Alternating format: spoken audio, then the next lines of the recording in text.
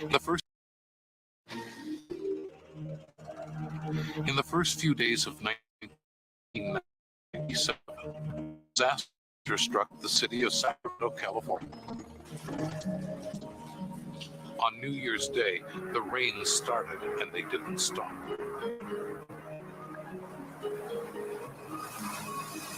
A 3-day storm dumped a record downpour, 2 to 3 feet. The dams couldn't hold back the raging waters. Overburdened, the levees began to give way.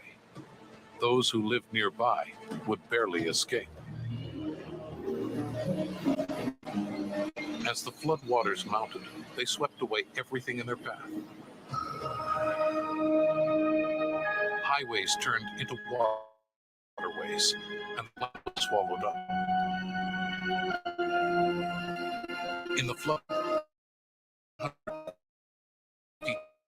forced out their home. This is $2 billion, making it the most costly deluge in California history. Oh, we've lost everything we have, but I could have. I was 2 minutes. I could have not been here, so I feel real lucky. The city was in a state of emergency for days. Many neighborhoods were destroyed. But when the rain stopped, the threat did not end. The waterways were now swollen and powerful, and levees up and down the river were being washed away. Wherever people build in the floodplains, from Holland to China, they erect levees and dikes, trying to force swollen rivers into narrower channels. But often, this solution only makes the problem worse, raising the water to levels that cannot be held back. And as flood control experts say, there are only 2 kinds of levees, those that have broken and those that will. That's what was happening in Northern California. This part of the Central Valley was a web of rivers and waterways, controlled by more than 5,000 miles of levees. And one by one, the levees began to collapse. The waters rose and spread out across 300 square miles.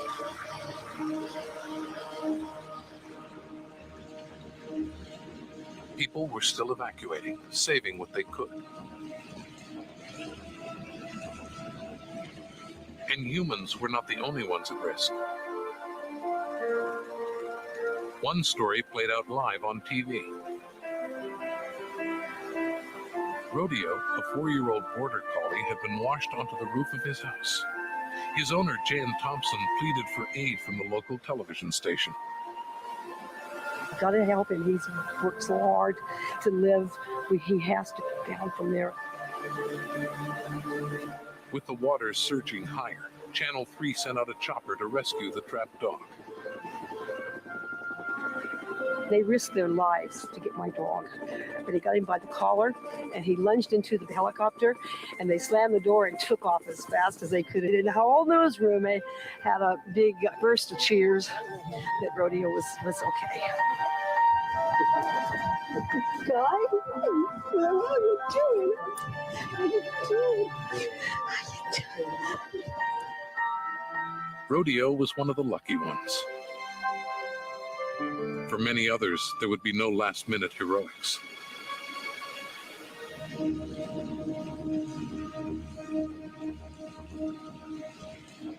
Humans were also forced to scramble to safety.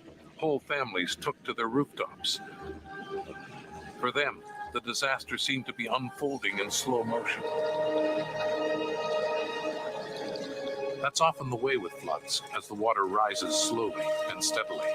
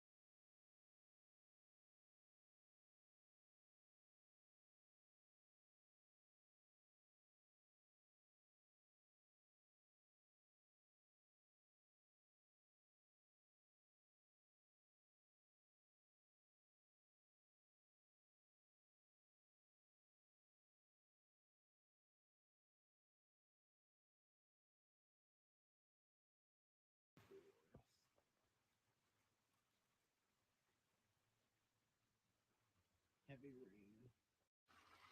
We got the heavy down.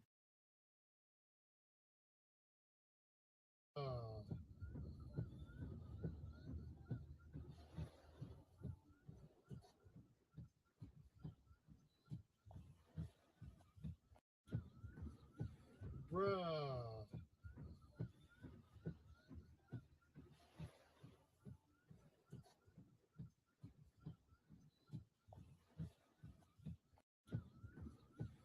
Bruh.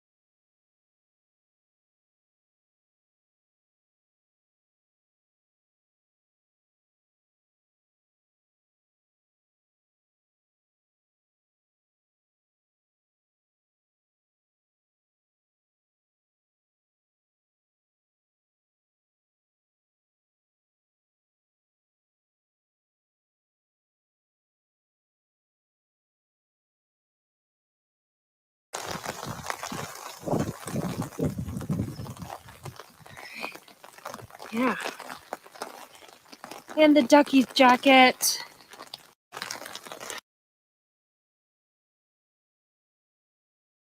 Alex Reyes, good morning. How are you? I'm doing good. I'd like to show you guys some damage that occurred during the winter storm. As you guys can see, this is a mudslide that occurred. Oh, I am located right here at the intersection of Pickering Avenue and Canyon Heights Drive, heading north. But I want to show you guys the damage. See the damage from the hill? Now we're gonna walk. Now we're gonna walk it. We're actually gonna walk to the intersection and see all this damage. This is all from the storm that occurred. Now, if we keep walking down here to the intersection, let's just keep walking down here to the intersection. As you can guys see, all the damage that occurred during the storm here. I mean, it was real bad. I mean, this was so bad. I'll be honest, I had a New Year's Eve event in Cupertino, and I almost didn't make it. The police was here. They blocked off all the surrounding streets. But check out the mess. check out the mess. Look at the landslide. Excuse me, look at the mudslide. Holy cow. Okay, so right now I am at the intersection of Canyon Heights Drive and Pickering heading north. And look at the damage from the hill. Let's keep walking down. It is so muddy. Look at that. I can't even walk down the street right here. It is so muddy. So let's keep walking down. Let's keep walking down. Let me turn right here. Oh my gosh. This is so bad, you guys. And what I'm afraid of is it's going to go from bad to worse. This street's going to flood. And I'll be honest with you. I have been here on this block for 23 years.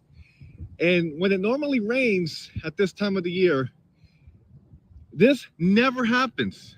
Let me say that again.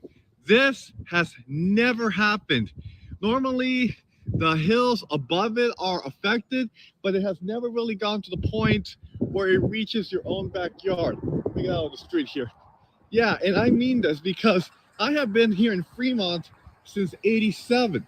So I have never seen the hill like this come so close to the ground. The trail, if you see, let me see if I can get closer here.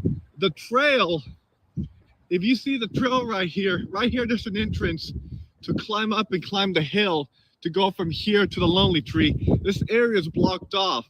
And from what I heard from East Bay Regional Park, all parks are now closed effective today and tomorrow due to the storm. But look at the mess, you guys.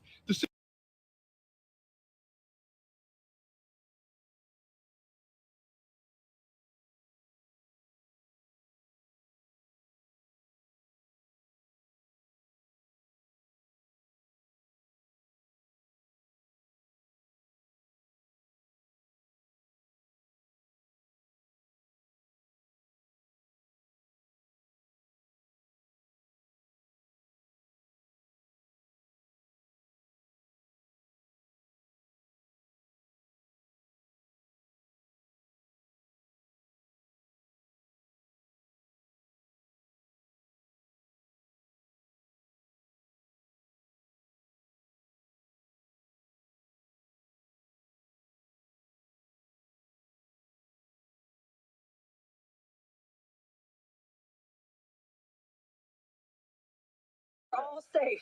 We're all safe. It's a soft fall. All right, Stefan, you good? All right, live TV, folks, and it is wet and it is dirty out here.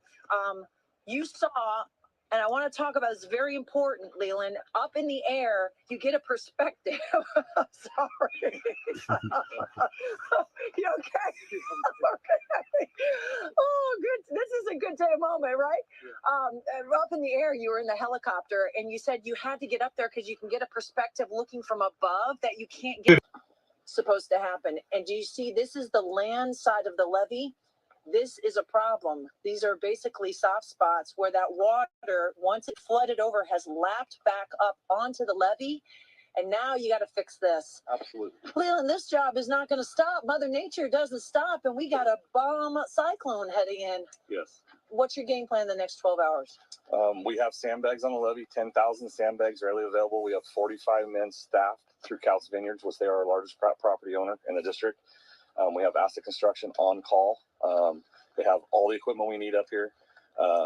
We're trying to work with FEMA and DWR and tell them the problems that we have and Cal OES and the World Because you said you're not getting funding from them. We're not getting any funding. We haven't got a phone call from them.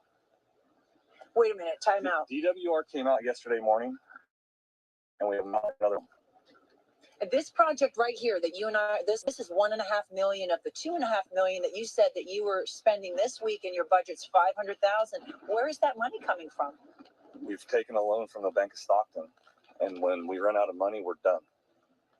This doesn't make me feel good about flood protection in Northern California. Absolutely not. And this has been going on with our district since 2007. That was the first time FEMA defunded us. 2017, FEMA would not even talk to us. Okay.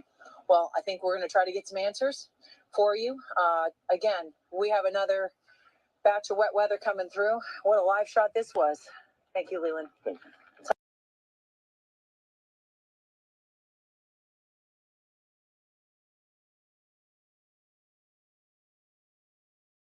talk about something down at the edge. It's very slick. It's very slick. Oh, well, are you okay? All right, we're all right. It's slick. It's very slick. We're all helping each other out. We're all good. We're all good. We're all good. All right, here we go. And we're down towards the bottom of the levee. Are you still with me, John? Can you see us? You okay? John, we got are you still with me? We can see you. We got you. Okay, we're Everybody good. okay? We're good. We're Okay. all safe. We're all safe. It's a soft fall. All right, Stefan, you good? All right, live TV, folks, and it is wet and it is dirty out here. You saw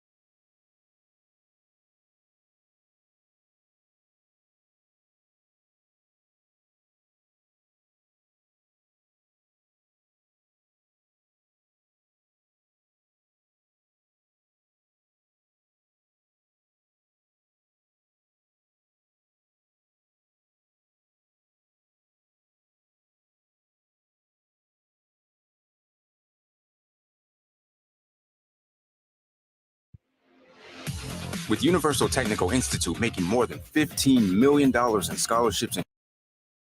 And today, a body was discovered near a car that was being towed away from the floodwater in Sacramento County. And the woman's body was found outside a car near Dillard Road, east of Highway 99. And this is the second flood-related death from the New Year's Eve storm.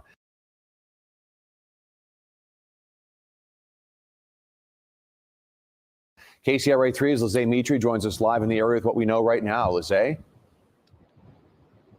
Ty, we're on Dillard Road, about a mile east of Highway 99. And take a look at the tire tracks you see here. We talked to a tow truck driver who said this is one of the areas where crews had been going in to try to still get those cars that were stuck from over the weekend from the flooding after that big storm came through. And California Highway Patrol says a woman's body was found in a field at about 10 this morning during that process of pulling out those cars that were still left over.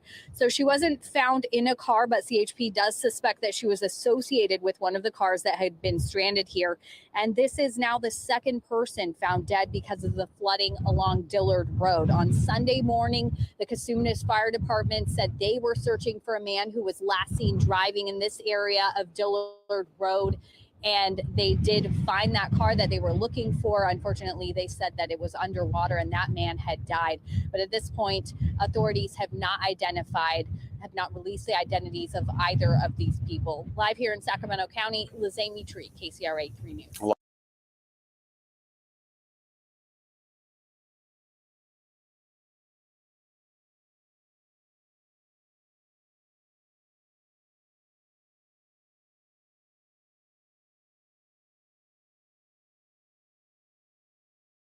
Is starting to pick up. This is a peak for when it is going to peak, but yeah, it's ramping up now, and I think a lot of people probably started to hear it. And from our Skycam here, I'm not sure how well you can see it, but there's the Golden One Center. I've just been watching this tree right here just kind of sway back and forth. There are also a couple of down here that are kind of moving in the trees, just in the middle of downtown Sacramento. It is dry right now under mostly cloudy skies and warm.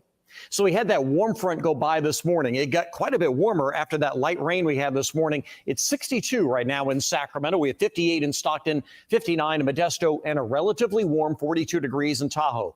If you're planning on heading up to Tahoe in the next couple of hours, there won't be any issue because the roads are actually in pretty good shape. So I talked about the winds, and these are the sustained winds right around 20 miles an hour. But then it's the gusts that you get. You know, the wind's kind of steady and all of a sudden you just hear it kind of come up. Well, let me show you what the gusts are doing. We're getting gusts of 33 in Sacramento, 31 in Stockton. And it's these gusts that we're expecting to get into the 40 to 50 range as we go through the evening hours tonight, especially on the east side of the valley and the lower foothills or up to like Highway 49. So that's what we'll keep an eye on. And as I mentioned earlier, when you get those gusts around 40 to 50, that's when we start seeing more in the way of tree and power issues.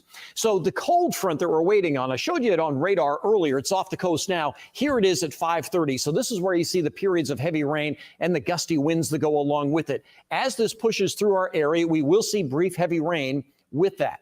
We do not expect any widespread flooding issues.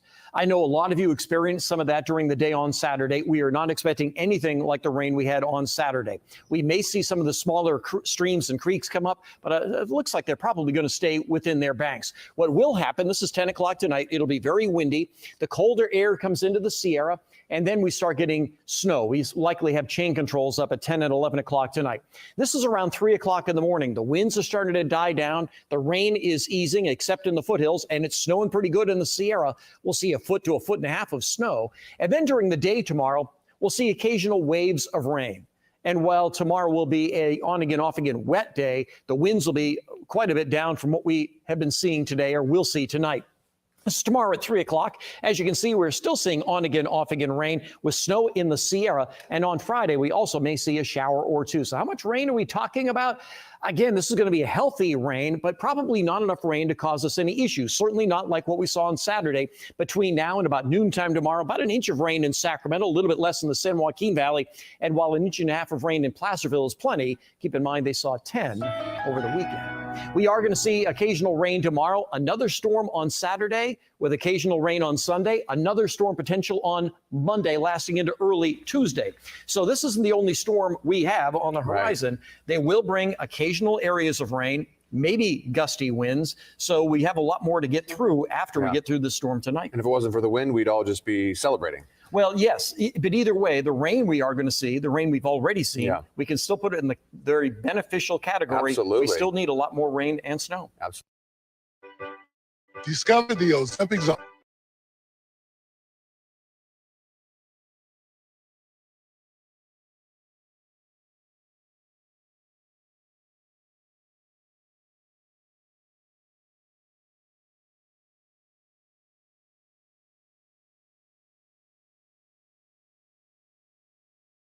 This will make your dishwashing so much easier. This drain basket is retractable, so you... Thank you for joining us for the news at noon. I'm Brittany Johnson. Right now, we are tracking rain and strong winds moving across Northern California. We want to take you to a live look at Sacramento, Stockton, and Lake Tahoe. You can see it is a cloudy afternoon, and some communities did see rain this morning, and more is expected to return. We're bringing you team coverage now. We have KCRA3's Maricela de la Cruz. She's in Clarksburg, where communities are experiencing power outages. But first, we want to hear from meteorologist Dirk Verdorn, who is tracking the storm. Yeah, we're talking about some of that rain that we're expecting. We've already had a fairly steady rain through the morning. Now it's broken.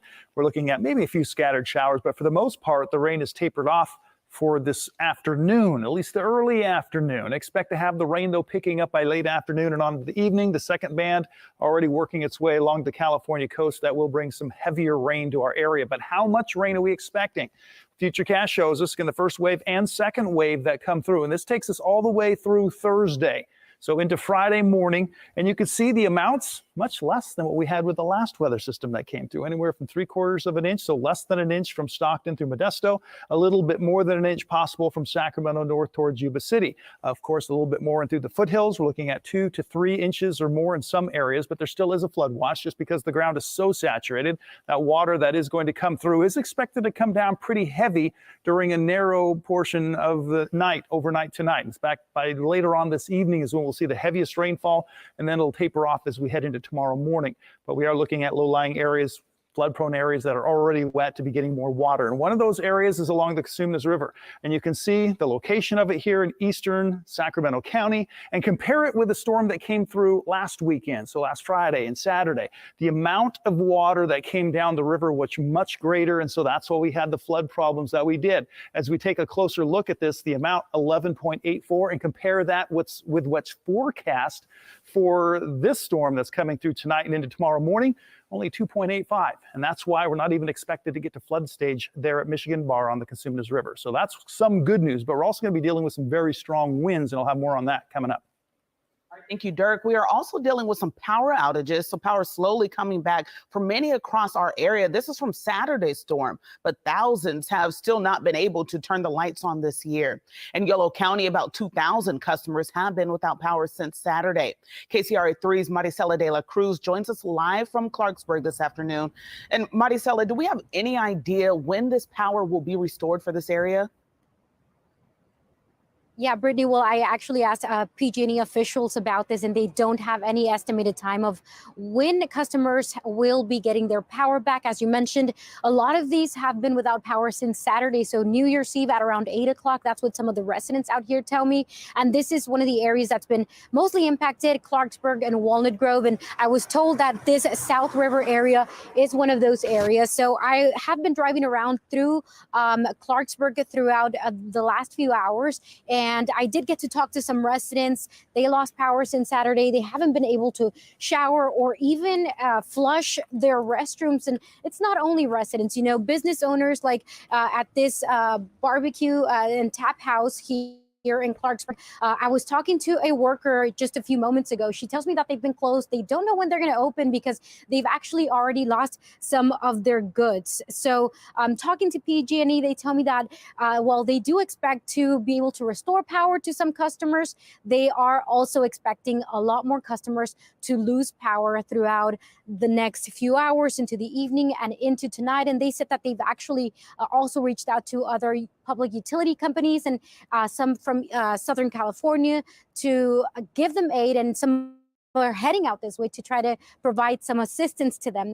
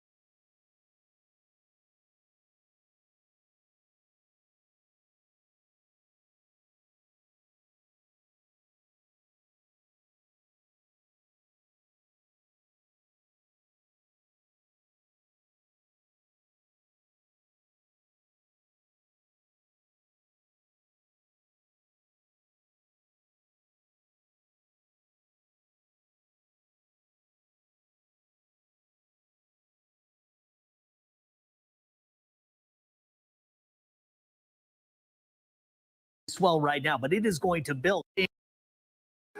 The rain we're seeing now is nothing compared to where we are going. This is earlier today. Take a look at all of the roiling water out here in the Shell Beach area. So all the wind energy going in here, it's just a sloppy swell right now, but it is going to build. There's going to be a lag between the storm system and the highest surf, which actually arrives tomorrow. Classic comma shape, a huge storm. You may have heard the term bombogenesis or bomb cyclone. This is one of those. It just means that the area of low pressure deepens really, really quickly. This has cold air, big cold front, and an atmospheric river component. It's already showers turning into heavier rain in Northern California. You can see how it turns red and yellow there. That's moving our direction eventually. So the worst of the storm is not here yet. Rain rates up to 1.25 inches per hour for several hours. So I've upped my mountain rainfall potential in some isolated areas up to 10 inches. And of course, the winds are there as well. That can exacerbate all of this. Thunderstorms are possible and utility outages are possible as well. So this is going to follow this frontal boundary, which really doesn't get here until we get into, say, the 7, 8 o'clock time frame for San Luis Obispo County through about 9 or 10. And then between 10 or 11 and say 3 o'clock in the morning, this front moves across Santa Barbara County, where some of the worst is expected to happen because you've got the Santa Ynez Range, which actually runs from east to west, and we're going to see some of the winds smashing right into it. And it's going to be winds associated with the atmospheric river. Well, we're looking at areas, again, up to 10 inches across that area. What is an atmospheric river? It's basically a stream of air moving along at high speeds out over the ocean. It brings in the equivalent moisture to a river onto land, and then you push it up into the mountain areas and you can squeeze incredible amounts of rain out of it. So our key concern here is if you put, say, 6 to 10 inches in areas where the land is not perfectly stable and somewhat saturated, which is the case here, we can see some sliding and some debris flow. So that is the big concern here as we move forward in the forecast. Do we actually see anything like this? That's why you have those advisories today. We're watching the radar. We'll march you through this coming up in a few minutes, including all of the advisories, and there are a few. Claudia, back to you.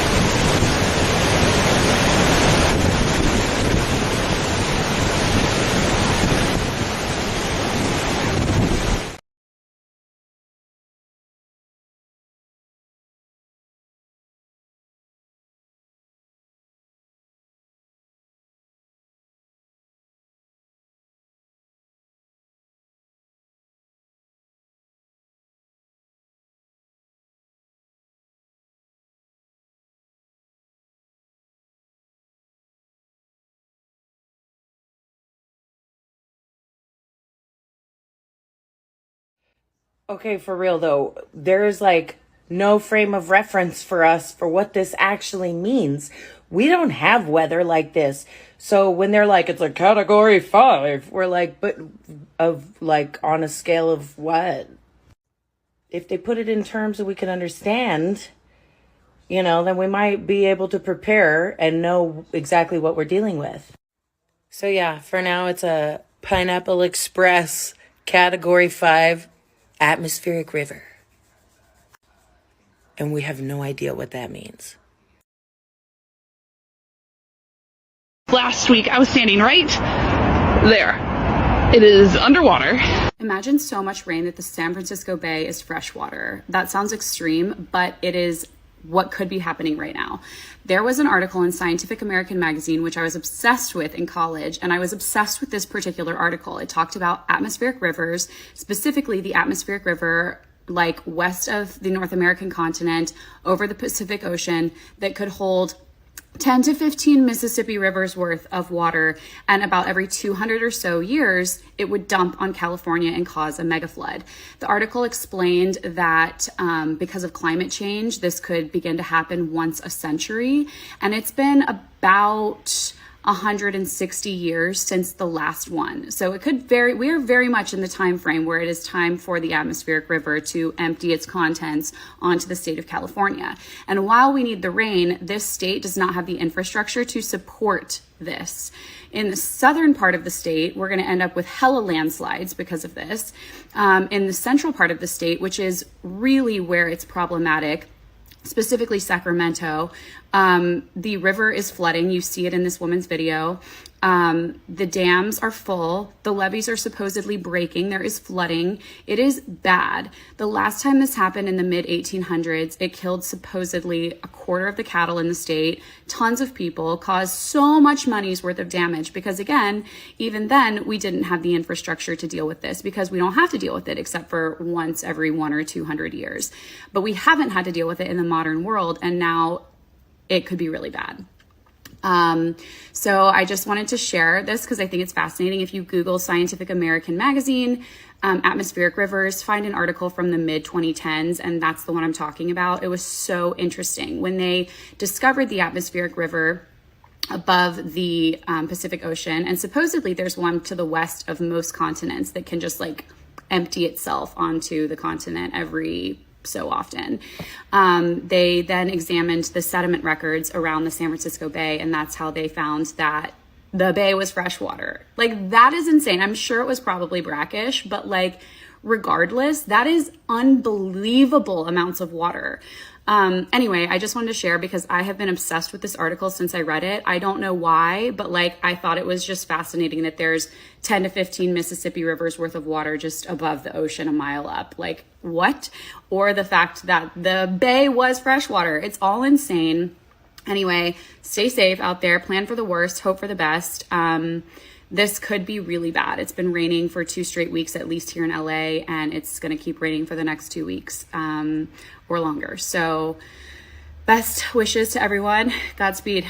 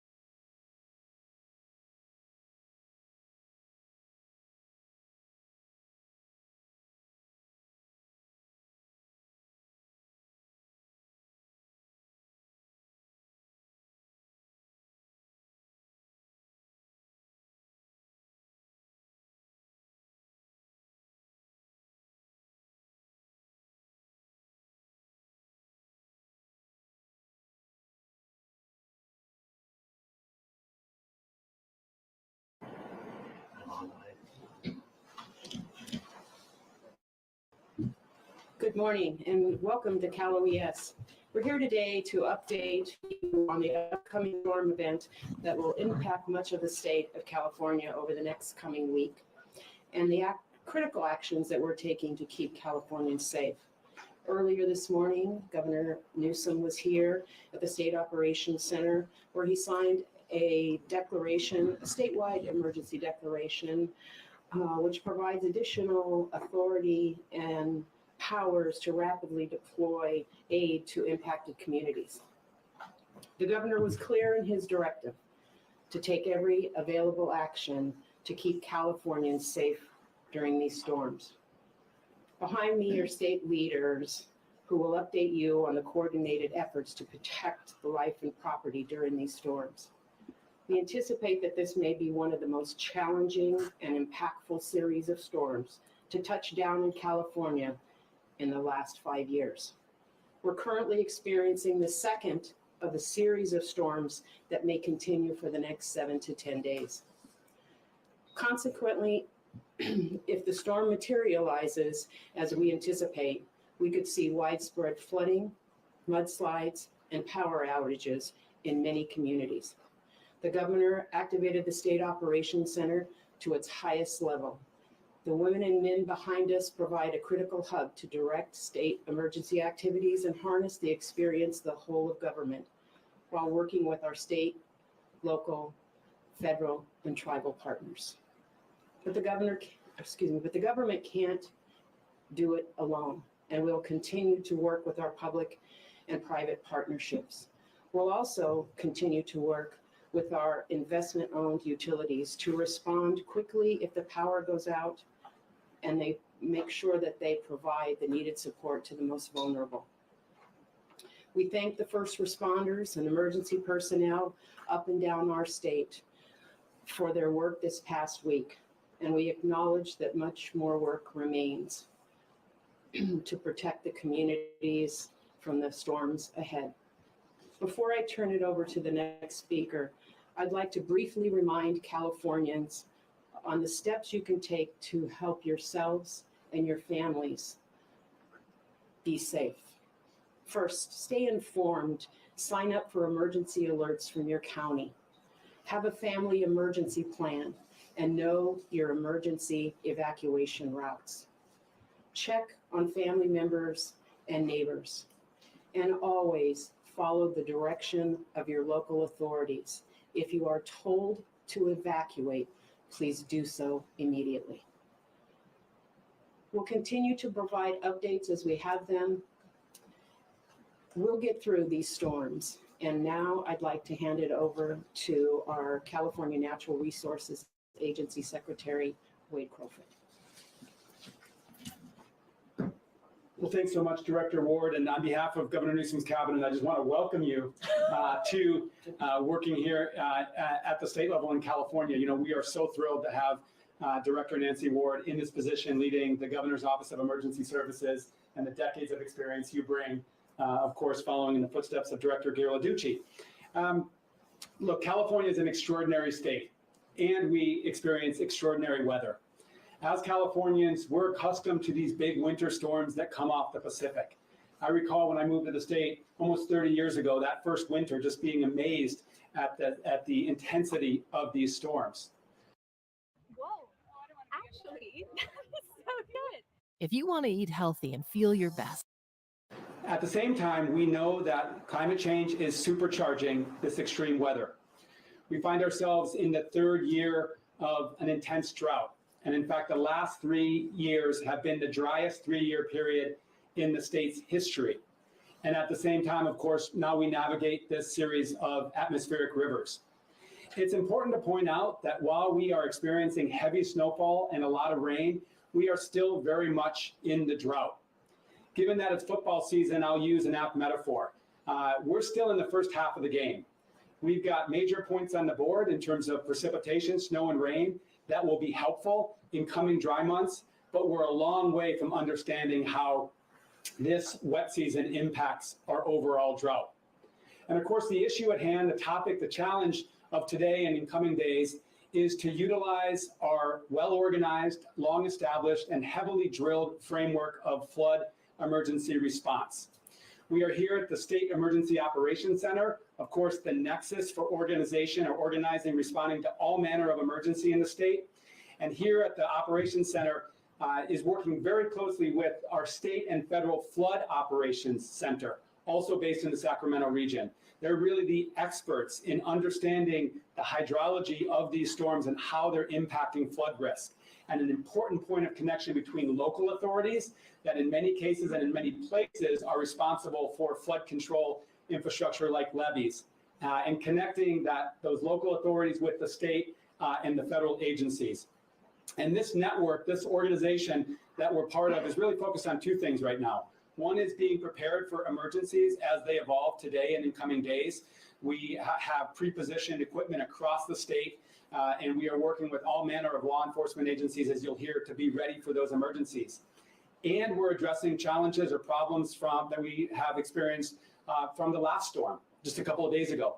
Let me give an example. Here in Sacramento County, the breaching of agricultural levees along the Cosumnes River obviously created a major flooding challenge and the closure of Highway 99. Sacramento County is out in that area today working to close that breach and impact or protect the local area for coming storms. And the Department of Water Resources, which you'll hear from in just a moment, is out there providing technical assistance and helping to oversee the work. So we're both preparing for what we can expect to come here and over the next day and days, and we're focused on emergency response to challenges that have already happened.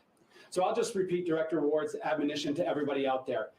Everybody has a role to play in terms of keeping yourself safe, keeping your family safe, and your community safe. Number one, stay dry, stay safe, and stay at home if possible. During the height of these storms, the safest place to be is off the road and at home. Number two, be prepared, particularly for power outages, given high winds and saturated soils. So have those candles, flashlights, charge the cell phones, be ready for extended power outages. And as Director Ward said, pay attention to your local authorities, including signing up for alerts. And then thirdly, check up on your neighbors, particularly your vulnerable neighbors, your elderly neighbors, your folks that may be bound in home. Really important that we help each other stay safe during this drought. Now I'm going to turn it over now to the woman who leads our key agency on flood response and flood expertise in the state, and that is Director Carla Namath of the Department of Water Resources.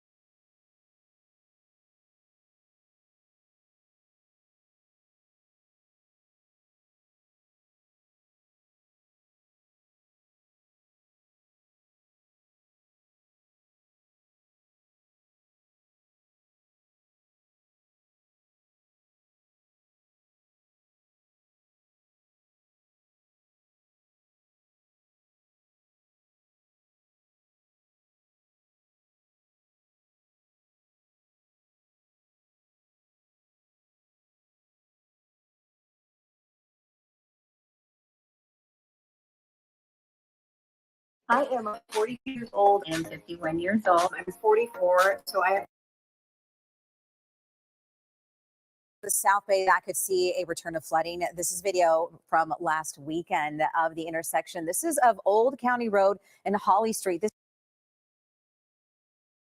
This is along the peninsula in San Carlos, and you can see how deep that water actually is. People there are expecting something very similar from today's storm. So our Joss Moran is near that spot live for us this morning in San Carlos. And Jocelyn, you spoke with residents along the peninsula who are trying to prepare for what this storm may bring, and they already dealt with a lot of that flooding and wet weather over the weekend.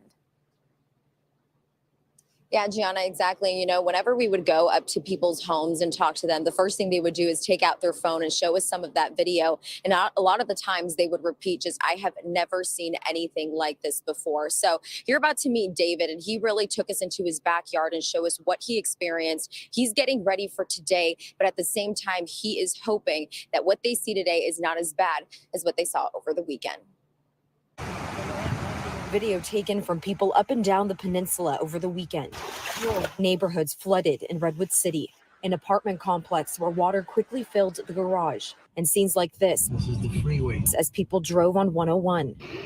In San Mateo, this is what resident David Crichton looked at from his backyard. He's been living here for nearly 30 years. This is, as I've seen, this has been the worst. It was so powerful that it knocked over my fence up there. The water flowed onto the street into his neighbor's driveway, bringing mud, logs, and branches down. I was standing up by where you see the wall there, and I could hear the surge, and I turned around. I went, I got to get out of here. And so I turned around, and I started going down the hill, and it hit me, and I slipped and fell, maybe 10, 15 feet. But I was able to get up. Like many of his neighbors, he spent the last couple of days cleaning up and getting sandbags ready. And then once we do the sandbags, we're going to angle it so it goes into the slate, the sewer line across the street, and I can open that up. But still, like for many of us, there's worry over what we could see with this storm. If a tree goes down or a tree goes into the back here, we've got big picture windows, and they could easily be, they could be hit. Yeah, and something that we did see while we were there and just talking to David is just how the neighborhood and how people who live there have really been uniting to help each other out. Now, cities up and down the peninsula have been putting out recommendations to stay safe, including having a storm kit. If you do see flooding, there is a number for each city on the city's websites that you can call. Again, that's for flooding. If you do see down power lines, the recommendation is that you call 911. And of course, if it's a life-threatening emergency, call 911. But Gianna, we are already starting to see these slick roads right now. It's more of a sprinkle, but you already want to be careful out on the roads. And this is something that needs to be very, very much taken seriously this morning. There are more than 100,000 combined.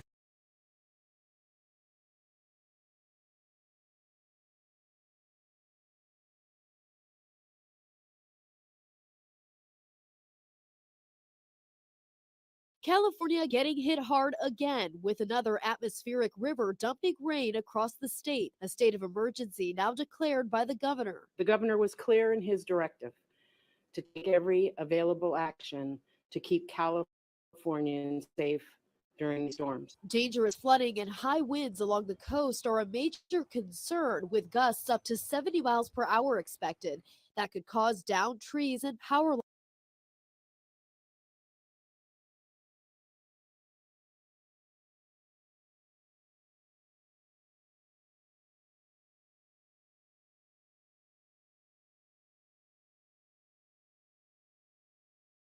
lines. This comes just a few days after the Bay Area saw its second wettest day on record. Heavy rains slamming businesses and homes, stranding hundreds of people in their vehicles, killing at least one person. At least 2 levees failed in Sacramento County. Another storm system also ripping across the country. More than 20 states on alert for heavy snow, ice, flooding, damaging winds, and tornadoes. You could see possible tornado damage in Marion, Alabama, with multiple twisters reported across 7 states, including this one caught on surveillance footage outside of Little Rock, Arkansas. Video shows it crossing this football field and hitting a school. South of Louisville, first responders rescuing a person from a flooded pickup truck. Further north, heavy snow from Wisconsin to Utah, where up to 52 inches of snow fell. At Minneapolis-St. Paul Airport, a plane skidding off the runway after the Twin Cities received up to 2 inches of snow an hour.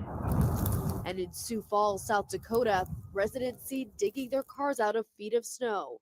The heavy snow part of the system will move into the Rockies as we head into Thursday and Friday. Up to a foot of snow is expected there, and avalanche danger will be high. Rena Roy, ABC News, Los Angeles.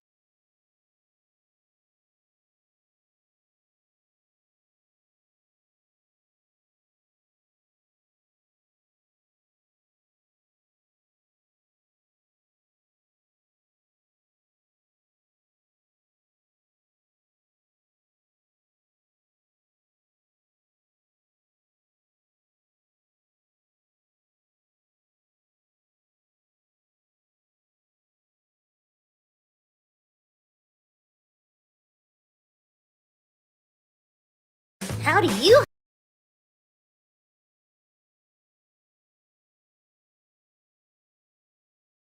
Emergency due to flooding and ordered unhoused people living along the creeks and streams to evacuate. Our Len Ramirez joins us live with the very latest on what's being done for people in those danger zones. Len?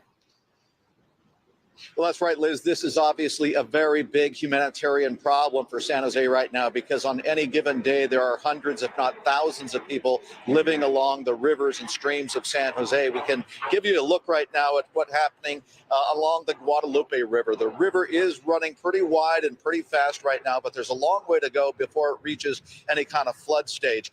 It has kind of breached one little flood control wall down there, but it's got a long way to go before it reaches the road surface or becomes any kind of flooding issue. But the big problem is a lot of the camps are down in the area where the river is running right now. So people have had to move. And as we kind of walk across the street here, we'll show you what some of the folks are doing. Earlier today, the San Jose Police Department went out with some loudspeakers, and they were warning people to get in and up from the creek beds. And you can see what some of them have done right here. This is a tent that was earlier down in the where the river is flowing, and they've simply moved up. There is sort of a communications gap between the city and the homeless population about what to do. And so I just talked to a gentleman who lived in the creeks, and he doesn't know where he's going. I've seen him kind of wander around back here. He was told to evacuate or would be given a ticket.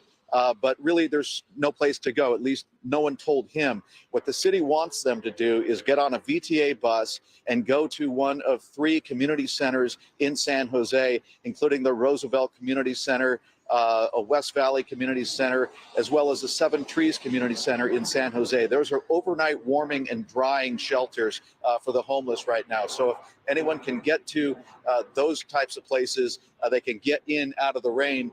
And in fact, we just started getting a little bit more of the heavy rain that we expect to get throughout the rest of the night. Reporting live in San Jose, Len Ramirez, KPIX5. Such a dangerous place for those folks to be. All right, Len, thank you.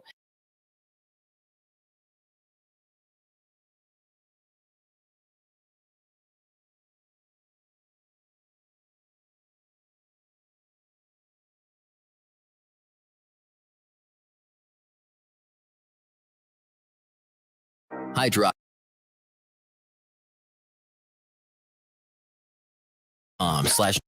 We want to take you out to the San Mateo County coast, where the torrential rain isn't the only problem tonight. That's right. Our Da Lin joins us live from Half Moon Bay to show us what the wind has done. And Da, you are just in the thick of it right now. Yeah, the rain has been pouring down nonstop since around 4 o'clock here in Half Moon Bay. As you mentioned, it's not just the rain, it's the gusty winds causing the raindrops to go sideways.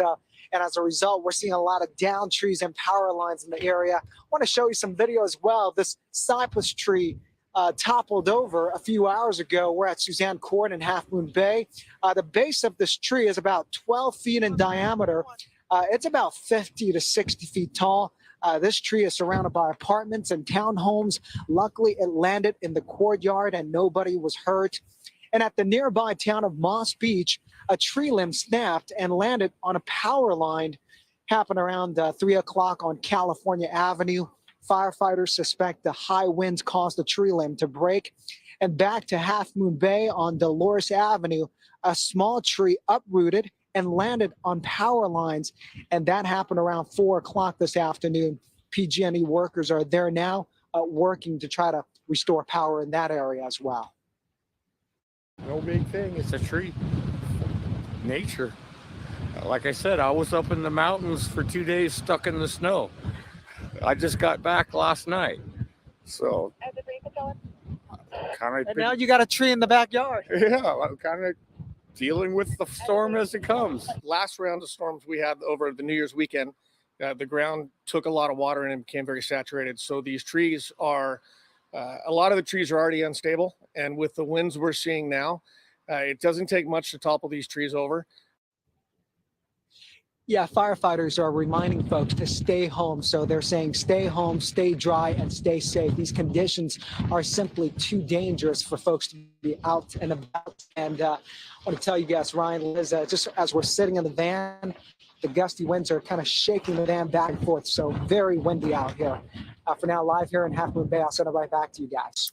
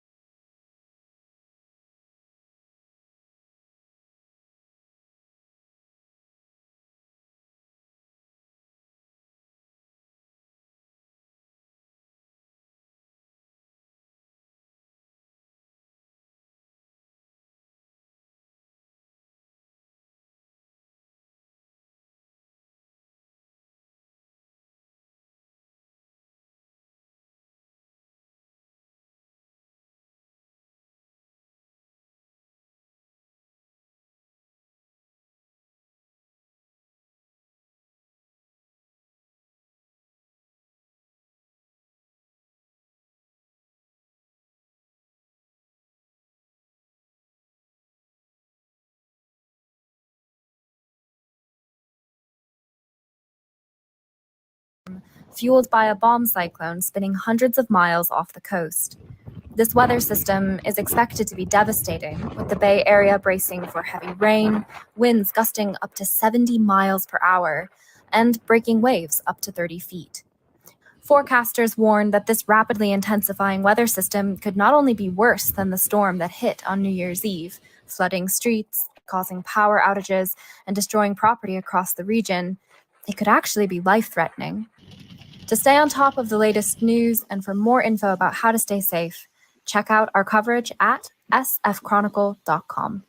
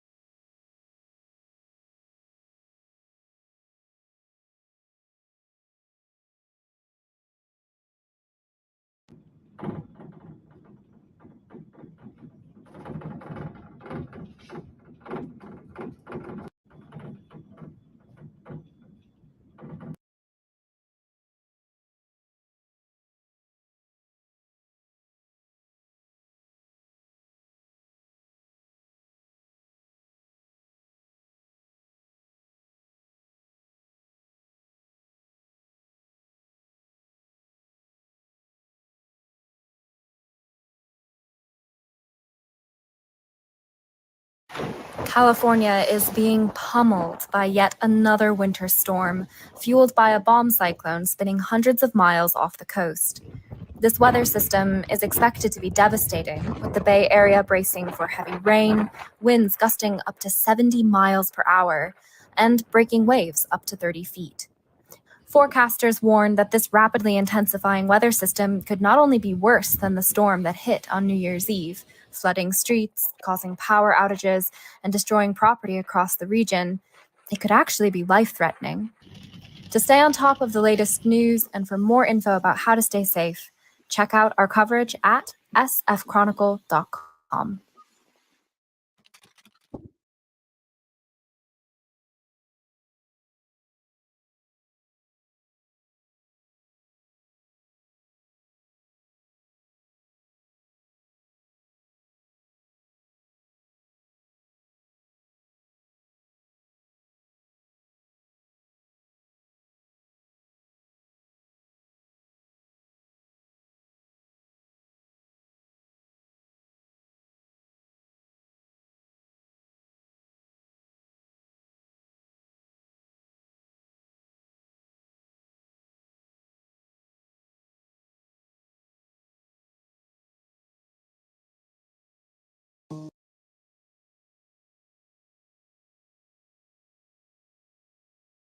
System moving through Northern California right now, bringing rain and potentially damaging wind gusts. You can see the rain starting to move east here on the Doppler there on the left, and on the right, that's a live look at Fairfield, where we do have a band of rain coming through right now.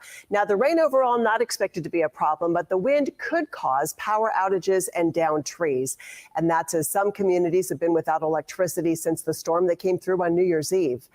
Our team of meteorologists have been updating you on this storm system for the past several days. They've been on team coverage across in Sacramento, Yolo, and San Joaquin counties, highlighting storm preparations, the response from counties and the state, and the active cleanup efforts from this weekend system. So first, we want to get right to our chief meteorologist, Mark Finan. What are you seeing in terms of that wind right now? Yeah, it's starting to rock out there with winds of 35 to 40 miles an hour, getting those gusts, seeing a couple of trees down here and there. We'll likely see more of that over about the next 6 to 8 hours. We don't have much in the way of rain. There's some light rain in the foothills, but the main cold front, the main area of rain we're looking at is right here on the coast. And over the last 3 hours, you can see how it's moving inland. This will be moving across the valley, and it's out ahead of that and along this line that you see the strongest winds. And that's why we really think that between now and about midnight is when we'll see these strongest winds, the potential for more power outages. The leading edge of that area of heaviest rain is now just getting up toward the Fairfield area, soon to be in Vacaville and eventually into Sacramento, but getting some really good rain right now in Sonoma County and down toward the Bay Area. And while we will see a period of heavy rain, the rain should not be enough to cause us any water issues. It should drain off pretty quickly and won't last all that long.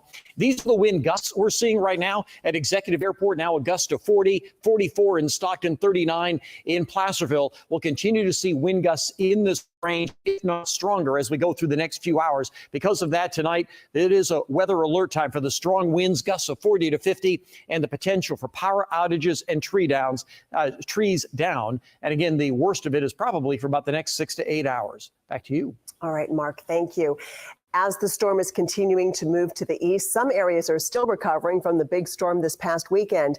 And today, a body was discovered near a car that was being towed away from the floodwater in Sacramento County. And the woman's body was found outside a car near Dillard Road, east of Highway 99.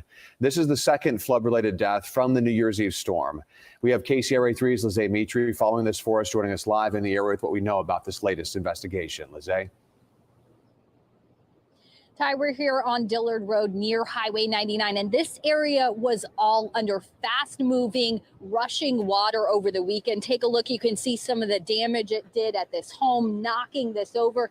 And then over here, you can see how high up the debris is on this wall. That just gives you an idea of how high the floodwaters were. So you can see how dangerous it was for drivers that might have gotten caught up in this. So today, California Highway Patrol says tow trucks were still towing cars out that were stuck in that floodwater when they found a woman's body in a field at about 10 this morning. We spoke to a man who lives in the area, and he watched firsthand the scary scene on New Year's Day as first responders searched for people who got stuck in the floodwaters after the weekend's rainstorm. He says he even had to alert crews himself after hearing a man yelling for help.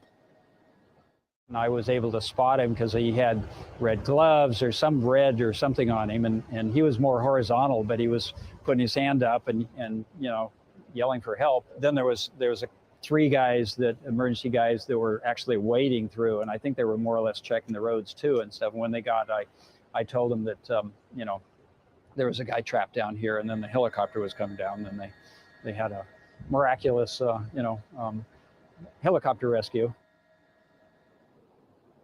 That man was safely taken to dry ground, along with several other people who had to be rescued. But the Cosumnes Fire Department told us Sunday that one man did die in the flooding. And now today we're learning of a second person found dead. Authorities still have not released the identities of either of these people. Live here in Sacramento County, Lizzie Mitri, KCRA 3 News. All right, Lizzie, thank you for that update. Crews have been out working across the region today, as they have for the past few days. We came across this Caltrans crew on Highway 99. This was near Fruit Ridge. They were using a wood chipper there to clear debris from the last storm. As they worked, the ramp onto northbound 99 was shut down. Now, the strong wind, as we've been telling you, could cause more power outages. Right now, 5,300 SMUD customers are without power. Most of those are in the Oak Park neighborhood, and these are outages reported just this afternoon. Also, an area in Yolo County still waiting for the power to come back on after last weekend's storm. So some of those customers have been without power for 4 days now. A lot of folks in that waiting game. Yeah. KCRA 3's Maricela de la Cruz joins us live from Clarksburg with the latest. Maricela, what are people telling you out there? We can see the wind is definitely moving where you are. Yeah, definitely. There are still hundreds of people that are without electricity, about 1,500 customers. And most of these people were impacted during Saturday's storm, and they have been without any power, as you mentioned, since then. And PG&E says that they have been struggling with the flooded areas and those high winds, and they are expecting more of this to happen. We can kind of see, the trees moving. The winds are pretty high out here, and they are expecting to also see more of those drowned power lines, the downed trees in the area. And of course, they are estimating that many more people will lose power tonight. They have called crews from Southern California Edison, from West Coast Utilities and other areas to try to get them and restore electricity to all these affected residents and to the business owners out here. But again, they say that they are having issues to access specific areas. Let's go ahead and listen to a PG&E spokesperson that I spoke to.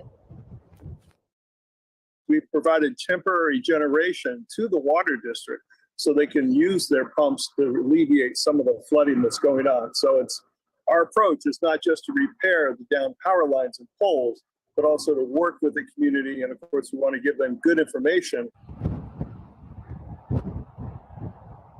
And PG&E says that they will be setting up tomorrow at the Clarksburg Fire Department from 9 a.m. to 2 p.m. to answer any questions from all the impacted residents. Again, about 1,500. That's down from about 2,000 earlier today. So they're going to be answering the questions, and also we're going to have a charging station so that people can take their tablets, their iPhones, anything to charge their electronics. And as I mentioned, again, here we are seeing pretty high winds. And a few moments ago, we even saw some sprinkles. But for all of that information, we'll go ahead and let Mark explain that. We're live in Clarksburg. Maricela de la Cruz, KCRA 3 News. And Maricela, it's going to turn into a steadier rain later on tonight, but we're focusing on that wind.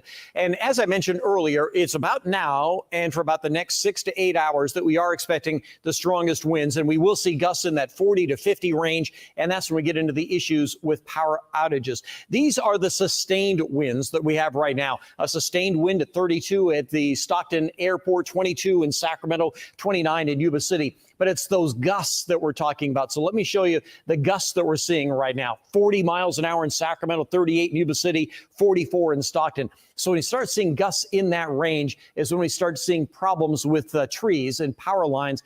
40 is about that boundary that we look for. When we start seeing that over that, that's when you start seeing bigger issues. A 20 to 30 mile an hour wind just kind of shakes the trees around. 30 to 40 gets a little bit closer. But when the gusts start going 40 to 50, that's when trees can go down. They fall on power lines, or power poles themselves can come down. And that's the kind of wind range that we're looking at throughout the night tonight, but not during the day tomorrow. All right, Mark, thank you. We have some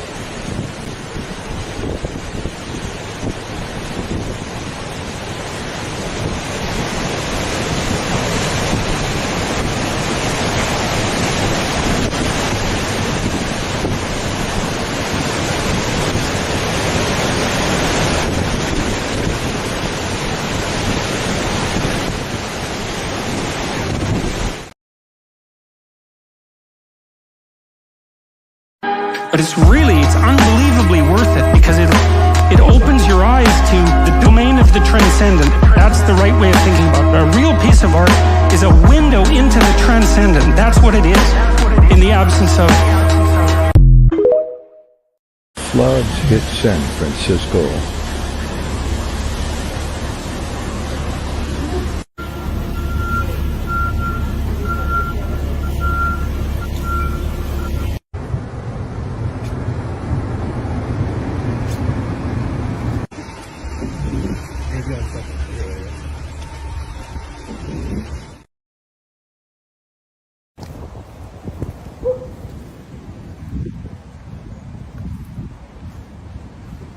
Careful there.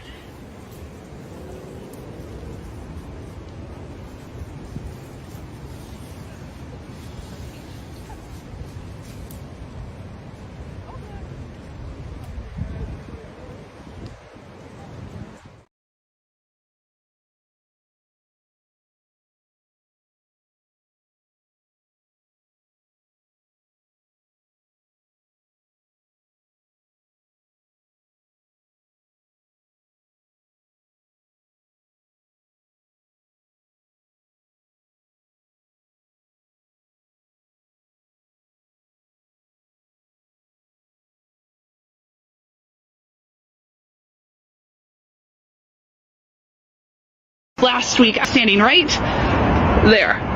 It is underwater. Imagine so much rain that the San Francisco Bay is freshwater. That sounds extreme, but it is what could be happening right now. There was an article in Scientific American magazine, which I was obsessed with in college, and I was obsessed with this particular article. It talked about atmospheric rivers, specifically the atmospheric river like west of the North American continent over the Pacific Ocean that could hold 10 to 15 Mississippi rivers worth of water, and about every 200 or so years, it would dump on California and cause a mega flood. The article explained that because of climate change, this could begin to happen once a century, and it's been about 160 years since the last one. So it could we are very much in the time frame where it is time for the atmospheric river to empty its contents onto the state of California. And while we need the rain, this state does not have the infrastructure to support this. In the southern part of the state, we're going to end up with hella landslides because of this. In the central part of the state, which is really where it's problematic, specifically Sacramento, the river is flooding. You see it in this woman's video.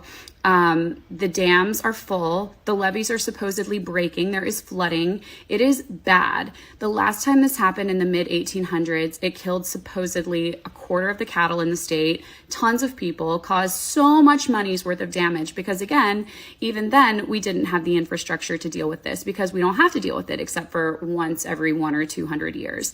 But we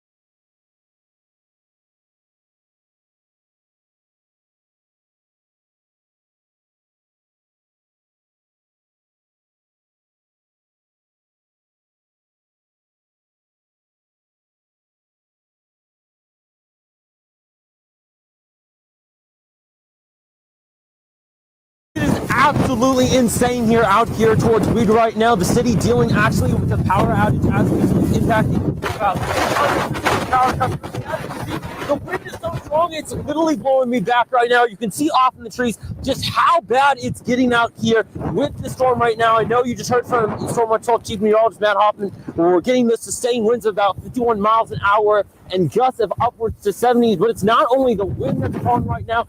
Take a look at this. The rain is accumulating faster than I can talk right now. You can see how much is already accumulating here. And if I were to jump into this water right now, you can see it's almost up to my feet right now. That's how much rain is coming down. It's coming down fast. It's coming down hard. It's extremely dangerous on the road. Drivers are getting blown each left direction right now. So please, if you don't have to head on the road, don't go on it. It's not worth the risk. And that's exactly what Caltrans District 2 is reiterating right now. Stay home if you can. Stay off of the roads. Extremely dangerous conditions as well. We'll hear more from Caltrans still to come later on News Watch 12 at 5. But for now, reporting live in Weed, I'm Brett Taylor, News Watch 12.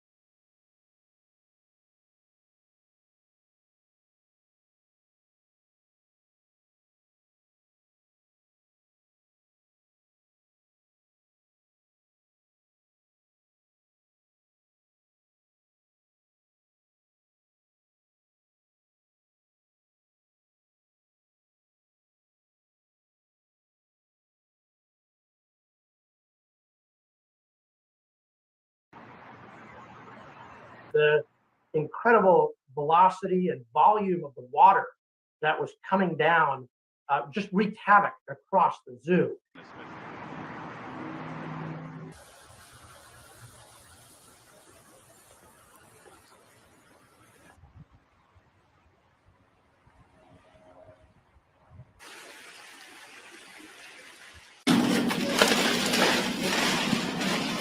And we noticed the water started to pool on the street, and probably within 20 minutes or so, it was coming in the front.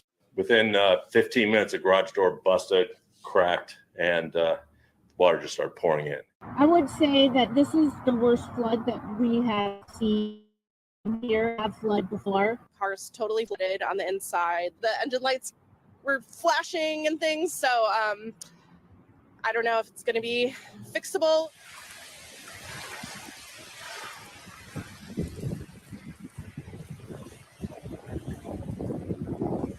Part of 99 that has a lot of water around it. Just these little higher spots that some of those people had to be rescued in deep muddy water. Look at that one right there. It's just that's a lot of water coming through that car. That car's going to be there for a little while. So it looks as though the areas that are most impacted by this are on the north side of Dillard. Is that a horse that's sticking his head out? All right.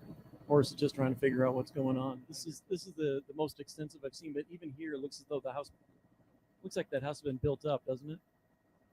Yeah, so this is probably, because this is pretty close to the river.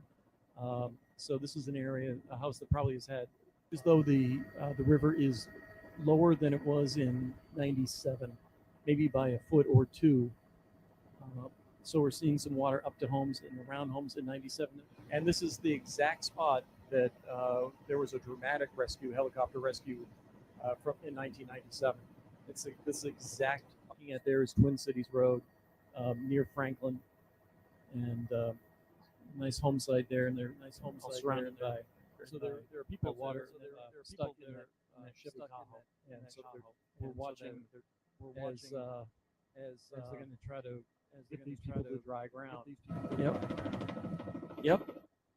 But obviously they were driving down here, and they're in water. So the firefighter on the skid has the hoist in their hand, right? Yes, they have the cable and the control for it. The hoist is actually controlled by the person in the back. Oh, okay. And that person is working along with the pilot to fine tune location. They're going to say, okay, move forward, move left, and they'll guide them into exactly where they need to be. Better view than I do, but is it? Can I actually see what You driver? can see the cables being lowered.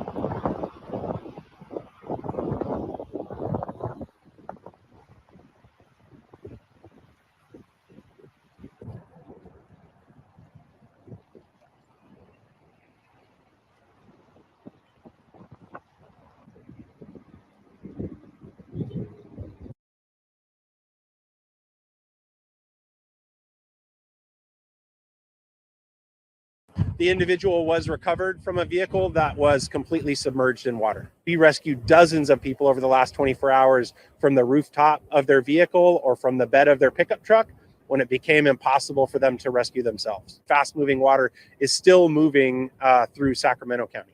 The hazard is not gone.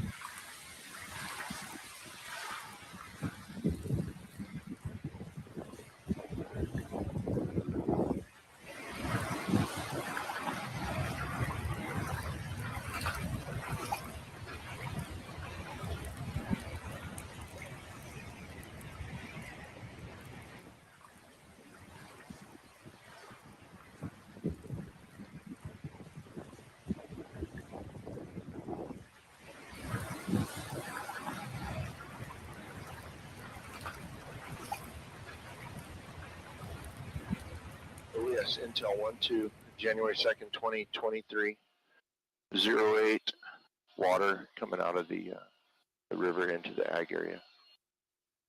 End of recording. OES Intel 1-2, January 2nd, 2023, 0739, Pleasure Community. Coming up Lawrence Road. It's actually Fog Road up towards Lawrence Road. There's several structures in addition. OES Intel 1-2, December, correction, January 1st, 2022. Ramp from Dillard, the Dillard Road intersection to the north.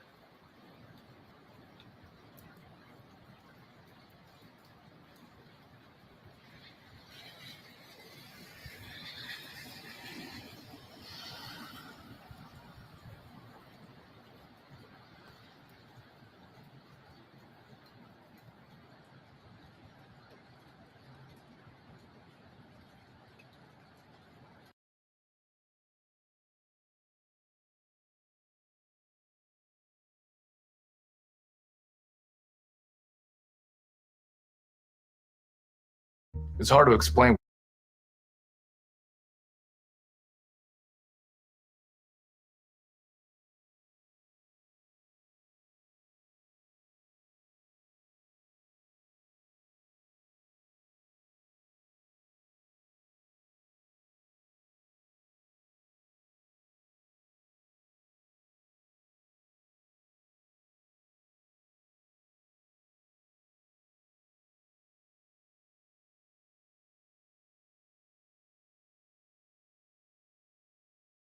rain and potentially damaging wind gusts. You can see the rain moving east on this look at Doppler there on the left, and on your right, that's a live look at a soggy Sacramento as the rain has started to fall. The rain's not expected to be a huge problem, but the wind could cause power outages, and we're certainly already seeing downed trees, some of them coming down, and we're getting those reports right now. Keep in mind, some communities have been without electricity since the storm on New Year's Eve, so 4 days now. Our team of meteorologists have been updating you on this storm system for the past several days. We have team coverage for you across the area in Sacramento, Placer, and San Joaquin counties, all highlighting storm preparations, the response from counties and the state, and the active cleanup still underway from the storm over the past weekend. First, let's get straight to our chief meteorologist, Mark Finan. What are you seeing there right now? A wide area of rain now beginning to move into the area. Let me take you back about 3 hours ago. It was dry in the valley. Now most areas are getting wet in the valley. Rain finally getting into the Stockton and Modesto area. In the Bay Area, this has been some pretty good rain, but for a relatively short period of time. Getting a quarter of an inch of rain in an hour, that's a good downpour, but then the rain ends. So that's what is going to happen in our area. While we are going to get some good rain for the next few hours, it isn't going to last long enough to cause us any significant problems. In the Yuba City area, solid rain extends up Highway 99 toward Live Oak and Gridley. Farther to the south, we're also seeing nice solid rain along 99 and 70. Around the Sacramento area, you have rain all the way through Sacramento and Yolo and Solano counties. Dixon still getting some really nice rain, almost into Folsom, almost into Cameron Park, but it'll be there soon. As you can see, once you get to the other side of Vacaville, the rain already breaks up. Now just getting rain into Elk Grove. It extends down Highway 99 into the Lodi area. Stockton now getting rain, not quite into Escalon or certainly not into Sonora just yet. There are some pockets of heavier rain just to the south of Tracy. But it really is the wind and the wind gusts that we're going to be paying attention to most tonight. Right now, we're getting gusts of 33 to 40 miles an hour. We've had a couple of gusts into the 40s, and it's because of those gusts that tonight is a weather alert night. The strong winds, gusts of 40 to 50 miles an hour, and power outages. Already seeing some. I just saw one from PG&E in the Granite Bay area north of Douglas Boulevard. Likely going to see more of those tonight. Back to you. And we're certainly tracking those. Mark, thank you. The storm is continuing to move east. Some areas are still recovering from that big storm this past weekend. And in fact, 2 more bodies were found today. Tonight, a body was found in a car in the southern part of Sacramento County. Earlier today, a body was discovered near a car that was being towed away from the floodwater. That woman's body was found outside a car near Dillard Road east of Highway 99. There have been 3 flood-related deaths so far from the New Year's Eve storm. KCRA 3's Lizzie Mitri joins us live with the very latest on this latest investigation. Lizzie?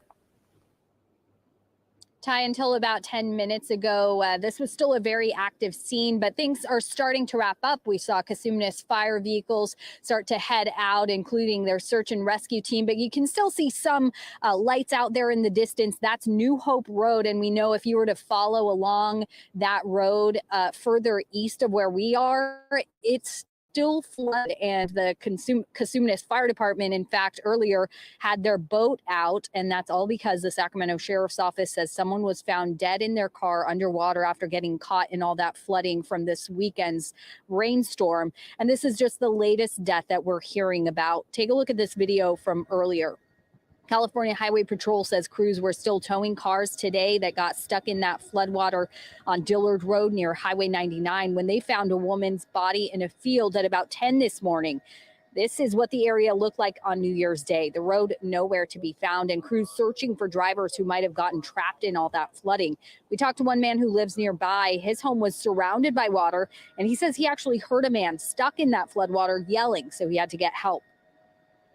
There was 3 guys, emergency guys, that were actually wading through, and I think they were more or less checking the roads too and stuff. When they got, I told them that there was a guy trapped down here, and then the helicopter was coming down. And then they had a miraculous helicopter rescue, and evidently that's what happened to the guy that was rescued with the helicopter. That he decided to get out of his car, and then he got swept away. And luckily the trees were here, I guess, and so he had something to hang on to and notify somebody. crews saved several people that day, but they also discovered a man who died. He was last seen driving through that area of Dillard Road and Highway 99, and his car was eventually found underwater. So now today we know a total of at least 3 people who have died in the flooding in Sacramento County. Authorities at this point have not yet released the identities of any of these people. Live here in Sacramento County on New Hope Road, Lizzie Mitri, KCRA 3 News. All right, Lizzie, thank you for that update. And the wind is here, of course, and this is video our team shot in the Clarksburg area around 5 earlier tonight, and you can see white caps on the Sacramento River behind that boat, and you see the boats rocking about as well. Taking a look now at some power outages. We are starting to see more as the wind does pick up as the evening progresses. This is a look at PG&E's outage map. If we could bring that up. We don't have that map, unfortunately. We'll bring it back later in the show. San Joaquin, Placer County, a number of counties are reporting outages. And right now, SMUD's outage map shows fewer than 1,000 customers without power. Now, the utility has said they are ready to respond quickly to any outage reports. And once again, here's Chief Meteorologist Mark Finan with more on these strong winds and what we're seeing pop up. Yeah, and here we are in the 7 o'clock hour, and we expect the strong winds to be with us up until about 11 o'clock, midnight, maybe 1 a.m. So we still have another few hours of these strong winds, maybe gusting as high as 50 miles an hour. And these are the gusts we have right now. There seems to be a little bit of a lull, but I just checked back on the coast, like Napa just had a gust of 44. So we're not quite done with the wind in the coastal areas just yet. So this is Futurecast showing the winds at around 8 o'clock tonight. The strongest winds are usually on the eastern side of the valley, in the middle part of the valley and the eastern side of the valley. So areas like Ione and Valley Springs, Folsom, El Dorado Hills, up Highway 65 through Roseville and Lincoln. That's where we tend to see some of the strongest winds. This is 9:30 tonight. You see a couple of spots popping up with gusts of 50. So for those of you in Amador County and in the western part of Calaveras County, you're going to see some very strong winds, as well as western El Dorado County. This is around midnight. You notice that Fairfield has gusts of 27, but in Folsom it's 46. And then during the overnight, those winds gradually ease. And during the day tomorrow, we'll have a lot less wind, but we'll still see occasional rain. I'll show you more on that in just a couple of minutes. Mark, thank you. And Governor Newsom proclaimed a state of emergency ahead of this storm. This declaration cuts regulations to allow the state to respond to the storm easier and faster. The director of the state's Department of Water Resources explained which parts of Northern California are considered most at risk.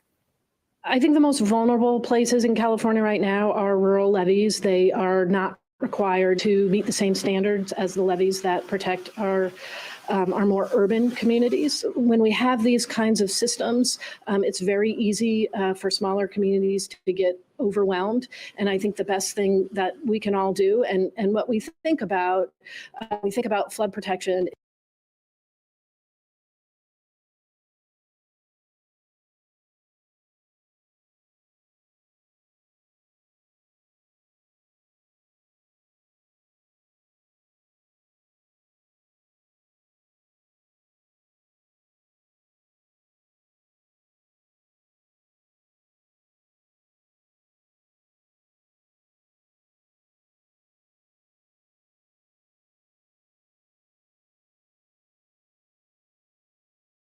This night, and we want to check back into the East Bay. Officials in Alameda County have been advising residents in the area of Niles Canyon to leave their homes because of the threat presented by all the heavy rainfall. Niles Canyon Road has been closed for several days at Mission Boulevard due to the flooding and mudslides in that area. KRON 4's Amanda Harry is there in that area right now. And Amanda, again, this is an advisory to evacuate, not mandatory, right? Right. It is just an advisory at this point. They're just suggesting it for the people who live on or around Niles Canyon Road. We are on that right now. It is closed off. We have permission to be here. We're about 1.5 miles from Mission Boulevard, right near that creek. We can hear it next to us. But I'm going to show you some of the damage from the last storm that is still here. If you take a look over here, you can see this sign just bent over, broken on the other side. And next to it, there are some barriers that break up the street from the creek, and you can see those are just bent over and broken as well. If we take a walk down here, we can just see next to the creek, we hear a lot of the water flowing, and there's a lot of water starting to pile up on the side of the road. If my photographer takes a step over here, you'll be able to see just how deep his boots are in the puddles over here. So these are getting closer and closer to the street. So that is the big concern. There's just a lot of water here. Earlier in some of the streets next to this one, we saw some mudslides, so that's a big concern. While we were driving closer to Mission Boulevard so we can get out later, we saw some rocks that had fallen as well. So that's why this street is shut down. There are some dangers here. We're in a safe area of it now, but as you drive farther down, it gets a little bit more dicey. So this is why the street is closed. This is why people are being asked to evacuate from this area. It is quiet here. We haven't seen many cars drive by. The ones that are people who live in the area, or mostly just emergency vehicles coming here to check everything and to make sure nothing too bad has happened yet. It doesn't appear anything too bad has happened yet. So just if you're in this area, consider evacuating. That's what the sheriff's office is asking for. And just stay away from this street. It's closed off. You're not supposed to go on it anyway. Live in Fremont, Amanda Harry, Cron 4 News. Yeah.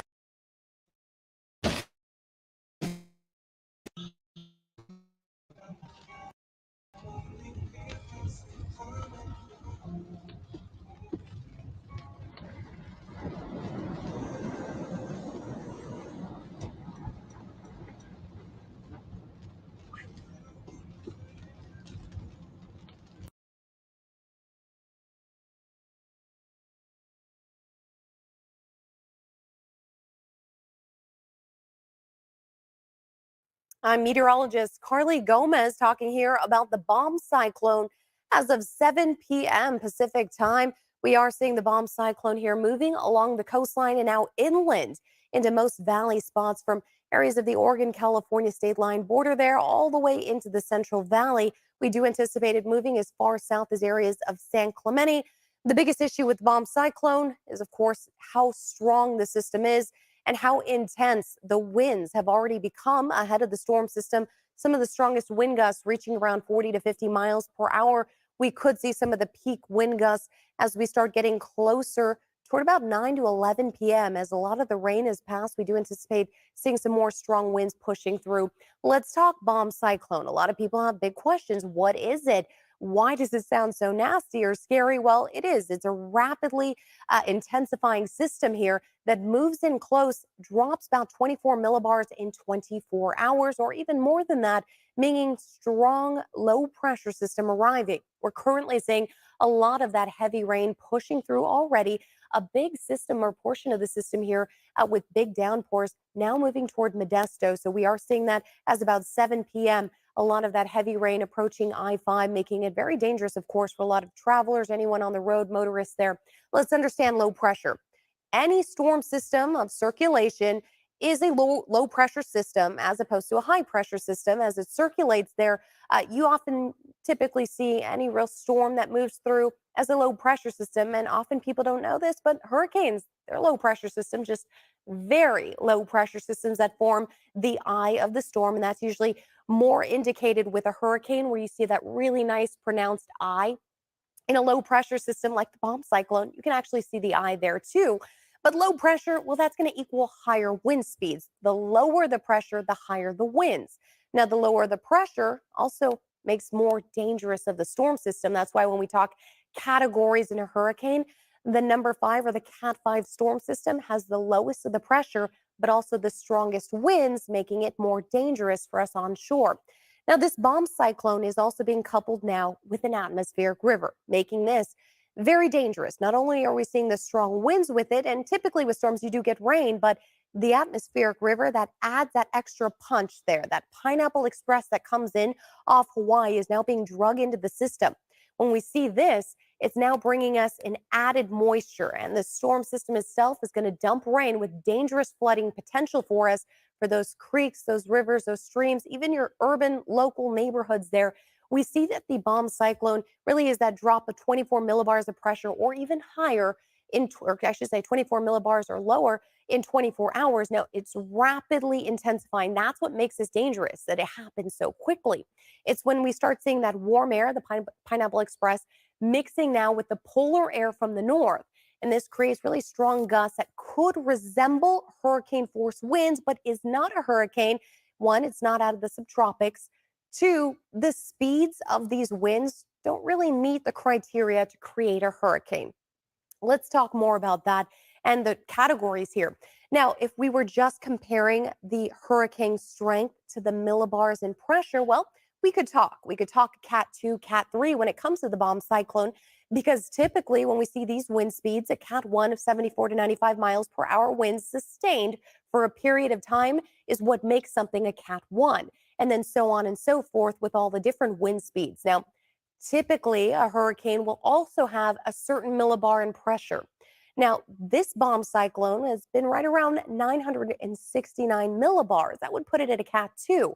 It's projected and forecast to reach about 959 millibar pressure, which would make it a Cat 3 hurricane if it was a hurricane at all. But this just puts it into perspective for you. But of course, hurricanes are more determined by the wind speeds themselves than the actual millibars in pressure. So just wanted to lay this out for you. When we're looking at the storm systems, we don't usually get hurricanes here in California, but we do get strong storms that usually come into the Pacific Northwest, dragging in that atmospheric river.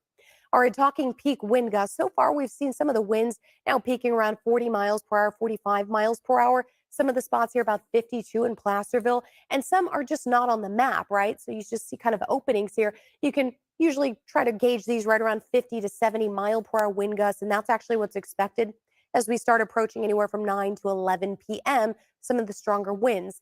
Now, as we also take a look at the atmospheric rivers, we have a series of them to go through with you. Just take a look at the Hawaiian Islands. Just above that, you see a lot of warm air. And this is where our storm systems get all their moisture. They're sucking in the moisture from these atmospheric rivers, the warm air that's been circulating around the islands. Now, this one, for instance, has been drug in here into our current low pressure system and will continue to move through today. We have one from Friday into Saturday, then Saturday night into Sunday. After that, another system, Monday to Tuesday, and they just keep stacking up. They continue to line up in sequence here, and you just need the right storm system to really drag them in. They could be stronger if they kind of get pulled into a rotation there, a circulating low pressure system, bringing us that rain. Now, they don't really get caught in, they kind of just come over and fizzle out, but what can also happen is it becomes lighter, but with the circulation, that could create more rain bands circulating into our area and could sit over us longer. We actually did see that for New Year's Eve. That storm system really began to slow as the storm pulled in an atmospheric river and sat over the area for some time. A big one out there at sea Saturday, January 14th. That one's a little scary looking. You can actually see the heat behind that as it's just there west of Honolulu, the Hawaiian Islands there, and then could potentially be a big force of disaster. But of course, this is still a week out or so, so we have a lot of time and a lot happens. Whether that gets some help from a low pressure system or kind of starts to fizzle out, it's all atmosphere related, out of our control completely. We just track them and try to give our best forecast ensembles on what could happen in the direction they head. All right, let's see here what we're looking at in terms of watches, warnings, advisories in our area. They really run the gamut. We've been looking at flooding, high winds, winter weather. We're seeing it all. The excessive flooding here is possible with the flash flood watch until about 4 o'clock on Thursday. We're seeing that just closer toward the areas of the coastal range, but for most of the valley spots, we could see this just until 7 a.m. That's going to bring potential for mudslides, debris flows, and especially some areas over burn scars could see some excessive flooding as well as some landslides. Now, we're also going to be looking at the potential for those rising rivers, creeks, and streams. With all of this extra water, it has to go somewhere. It gets funneled into the drainage canals, and then we see rising rivers as well as those creeks and streams. Now, poor drainage is possible for the neighborhoods. I mean, there's only so much water that can go into one drainage area at a time. So it's going to start backing up a little bit. So hopefully we've gotten a lot of those leaves cleared out of the area. Now, we are looking and talking about damaging winds with a high wind warning in effect until Thursday afternoon. That's 4 p.m., really running all through California. This system is expected to head all the way through Southern California late Thursday night into Friday. And we are looking at some of the sustained winds, 25 to 40 miles per hour. We could see some of the stronger gusts as high as 70 miles per hour. We are looking at down trees already. We've seen the reports. Power lines are down. We're also looking at widespread power outages. They're already happening, and they could continue to happen through tomorrow and even through the weekend as we continue to get the series of storms moving through. This is creating also some difficult travel conditions out there. So please be aware of that and try to plan out the timing here on when you're driving. If you don't need to be driving, just wait the system out. All right, now let's talk heavy snow. Really, what we're looking at is 2 to 3 feet above 6,000 feet through the weekend. Now, through tonight, not too much snow really accumulates. This is a very warm system, but we are going to get a few inches, maybe 6 inches or so through the passes in the overnight into tomorrow. And then finally, a few feet of snow through the weekend. Now, we are looking at gusty winds still there as well as whiteout conditions. Now, we're going to start getting some breaks. As of 3 a.m., you notice we get a break in the next band of that rain coming through. This here break causes some cooling to happen in the overnight hours, meaning there is a chance to see some potential for thunderstorms and strong winds picking up. We will see more rain pushing through for the 8 a.m. commute. You notice that from Chico all the way down to Stockton. And then we'll continue to see that rain band push through. You're already looking at some of the snow there. The snow level will drop just a little bit down to about right around 3,500, 4,000 feet early morning. And then we're going to start to see it rise once again. We get some clearing into Thursday night, just briefly before the next system set to arrive into your Friday scattered showers and then more solid rain by late Friday night. So all of our 10-day forecasts have a raindrop on them, yes, because whether or not it's early morning, scattered showers, or heavy downpours, at some point in time, someone is getting rain. Now, by Saturday, 2 p.m., you are seeing another system arriving, that next atmospheric river pulling in along the coastline and it's expected to bring quite a bit of that rain. Now, just the storm from Wednesday to Thursday night is expected to bring as much as 1.5 to 2 inches of rain from the valley toward the foothills.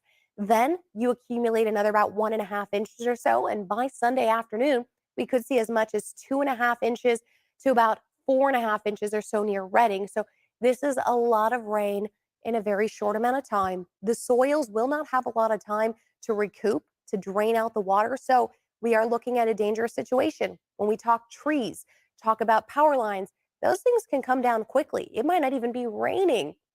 Just how much rain and how much inundation is in that soil could cause those trees to topple over. So please be careful out there driving, walking on sidewalks, that kind of thing. We are expected to get a lot of rain in the next 4 days. All right, talking into Monday, more rain again headed our way as we could see another additional 1/2 inch to 1.5 inches of rain from Monday to Tuesday. Let's talk snowfall totals here as we look at our GFS model. That could bring us just into Friday as much as 1 to 1.5 feet. And that's about 2 storm systems pushing through or so, maybe 1.5, I should say. But by Monday, that could bring the totals closer. You're looking there at about 50 inches possible at Truckee, 54 Twin Bridges. So this is a lot of snow in a short amount of time. In the next 4 days, we can see about 2 to 3 feet and even higher totals toward next week. Looking at the temperatures, though, a lot of the temperatures aren't changing too much, right around the upper 40s to mid to low 50s. It's a warmer system, so we don't expect to be too cold in this system. But we are looking at overnight lows very close to the daytime highs, which is pretty interesting because you are looking at a lot of cloud coverage sitting over us and really not a lot of time for cool air to move in, which is nice considering it's winter. We're not freezing. And if there is a power outage, hopefully you won't be too cold out there.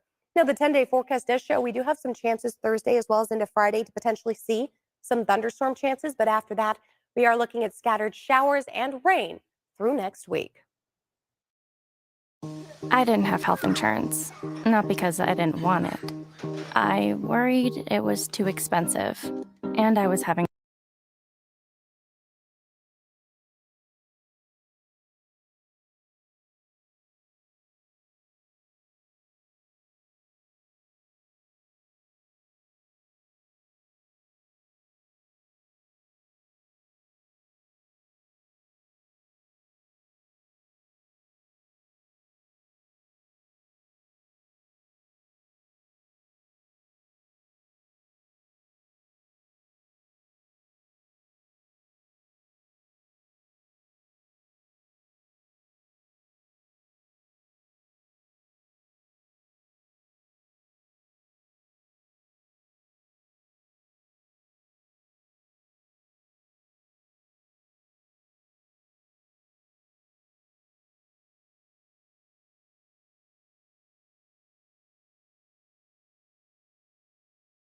problems already with this storm system, and as it progresses, concerns of mudslides and flooding, especially in burn scar areas, grow. We've seen many of those over the last several months. Joining us now is meteorologist with the National Weather Service in Sacramento, Courtney Carpenter. Courtney, thanks for joining us here on Fox Weather. A lot of concerns with this powerful storm system. What's the biggest as we move through the next 24 to 36 hours? Here for interior Northern California, we're really concerned about those wind gusts. As you mentioned, winds are already picking up to dangerous levels. Soils are saturated. We're going to continue to see those issues with trees and power lines come, especially after dark when we're expecting our strongest winds, gusts anywhere from 50 to 70 miles an hour across the valley. Yeah, the darkness of the night is going to make it difficult for people to see. If we're seeing any of those issues of trees down, power lines down, that will make it difficult for people to see out there. Not only all of that we just mentioned, this also occurring in parts of California that saw a lot of fires within the last year. So what with the heavy rain and the burn scars, what do you think about the chance for mudslides? We are warning of the possibility of some flash flooding and debris flows over recent burn scars. For that, we look for very heavy, intense rainfall over a period about 15 minutes to an hour. And so as that cold front moves on shore later tonight, that's certainly a concern that we've been warning people about could happen, especially, as you mentioned, after dark when it's especially dangerous. Oftentimes, weather, it's just the average of extremes, but it feels like that's especially the case right now in California. You got this decades-long drought. Now, all of a sudden, it's this deluge, a parade of storms, this one of particular intensity. What are you expecting moving forward? It must be odd kind of balancing the benefit of this rain with the short-term threats being presented by the storm. Right. We need this rain and snow, especially in our snowpack going forward for the summer. So certainly it's beneficial in the short term, but with that, as you mentioned, cause a lot of kind of extreme hazards that we're worried about. And so it is that delicate balance of what happens. And then we'll just keep an eye. It looks pretty wet over the next week, at least here in California. Got to make it through the next week safely, hoping everyone does that throughout the state of California before we see some of those benefits in terms of the drought. National Weather Service Sacramento office, Courtney Carpenter, thanks so much for joining us. Thanks for having me. I'm Amy Freeze. Welcome to Fox Weather's YouTube page. We have more great videos on the way, so make sure to subscribe to stay updated on all things weather. Back to problems. Preparation A has got your back. Make that backside. Our Bud Care lineup provides power. On the channel. Something that we see a lot. We saw about at least 20 last night's stream in the lower Mississippi Valley. So thank you, Poor, by the way, for the $9.99 super chat. Thank you so much for this great coverage. We are in the Sierra foothills. Hey, stay safe there. The Sierra Nevada, anywhere in that area, you're going to see some hefty snowfall. Not the weather that we're used to here. I doubt it. I mean, this weather is not typical here in California either.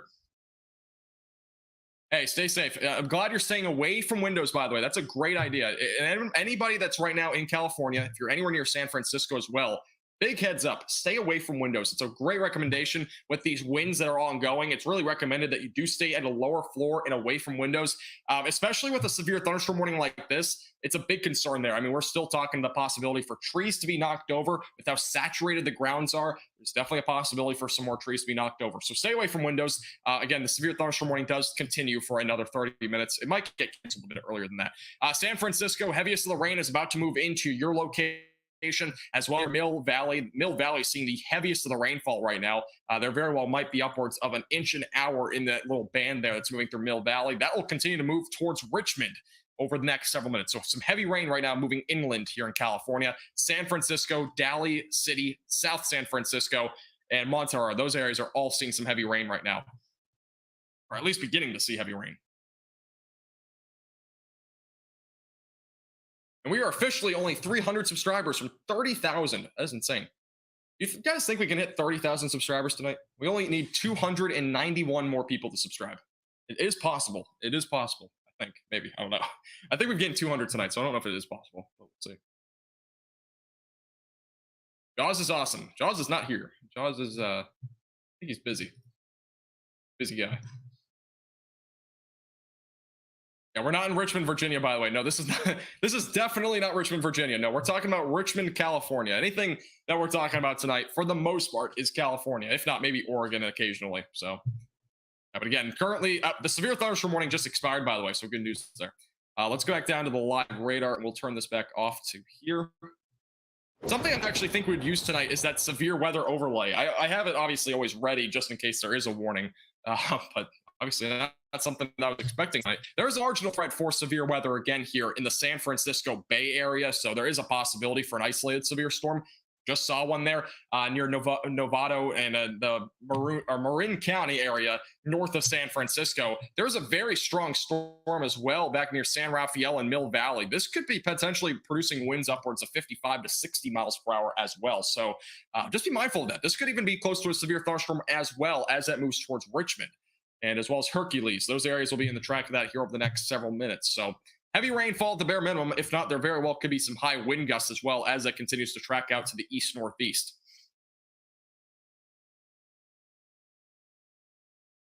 I subscribe more than once. Unfortunately, you cannot. Appreciate the support, though. Wish it was possible. It is not. Double subscribing. It's like double dipping. By the way, did you guys hear about the comet that's going to be passing by Earth in about a month from now? On February 1st, I think it is. I think almost anybody in the United States, I don't know the specific details on it, but there's going to be a comet that is actually going to be passing by Earth. And with your naked eye, you'll actually be able to see it. It's kind of an interesting thing. I just saw that today. And you might want to look into it. You know, it's on February 1st, I think it is. So if you're interested in astronomy, I mean, you can see it without a telescope. That's the big thing. It's like a once-in-a-lifetime sort of thing. So, well, heads up there. How fast is this moving? It's moving at about 40 to 45 miles per hour. I'll put a track on this again for your timing purposes. So let's go and put a timing guide on it here. Put it a little bit more out here. So that's the timing right now. So San Francisco is already seeing the heavy rain, but this is the timing on the left side of your screen for the heaviest of the rainfall as it continues to move off to the north and east. Hey, Blondie, how you doing? Welcome back. I haven't seen you in a while. How's it going? Your birthday's on February 1st. I've had a lot of people say that actually on Facebook. Are you on Facebook? I've had a couple people say that. San Francisco is super windy, according to Shelly's son. Thank you. Get the report. So yeah, apparently San Francisco. Obviously, San Francisco is probably seeing some pretty high winds right now. But we can go over to the METAR data and take a closer look and see if any of these airports are estimating those winds as well. Not sure if San Francisco is or not. Yeah, 52 miles per hour back down in southern San Francisco right now. So 52 miles per hour being estimated there. That's really the closest airport in this area. But yeah, there's wind gusts right now around 50 to 55 at the bare minimum in San Francisco area. So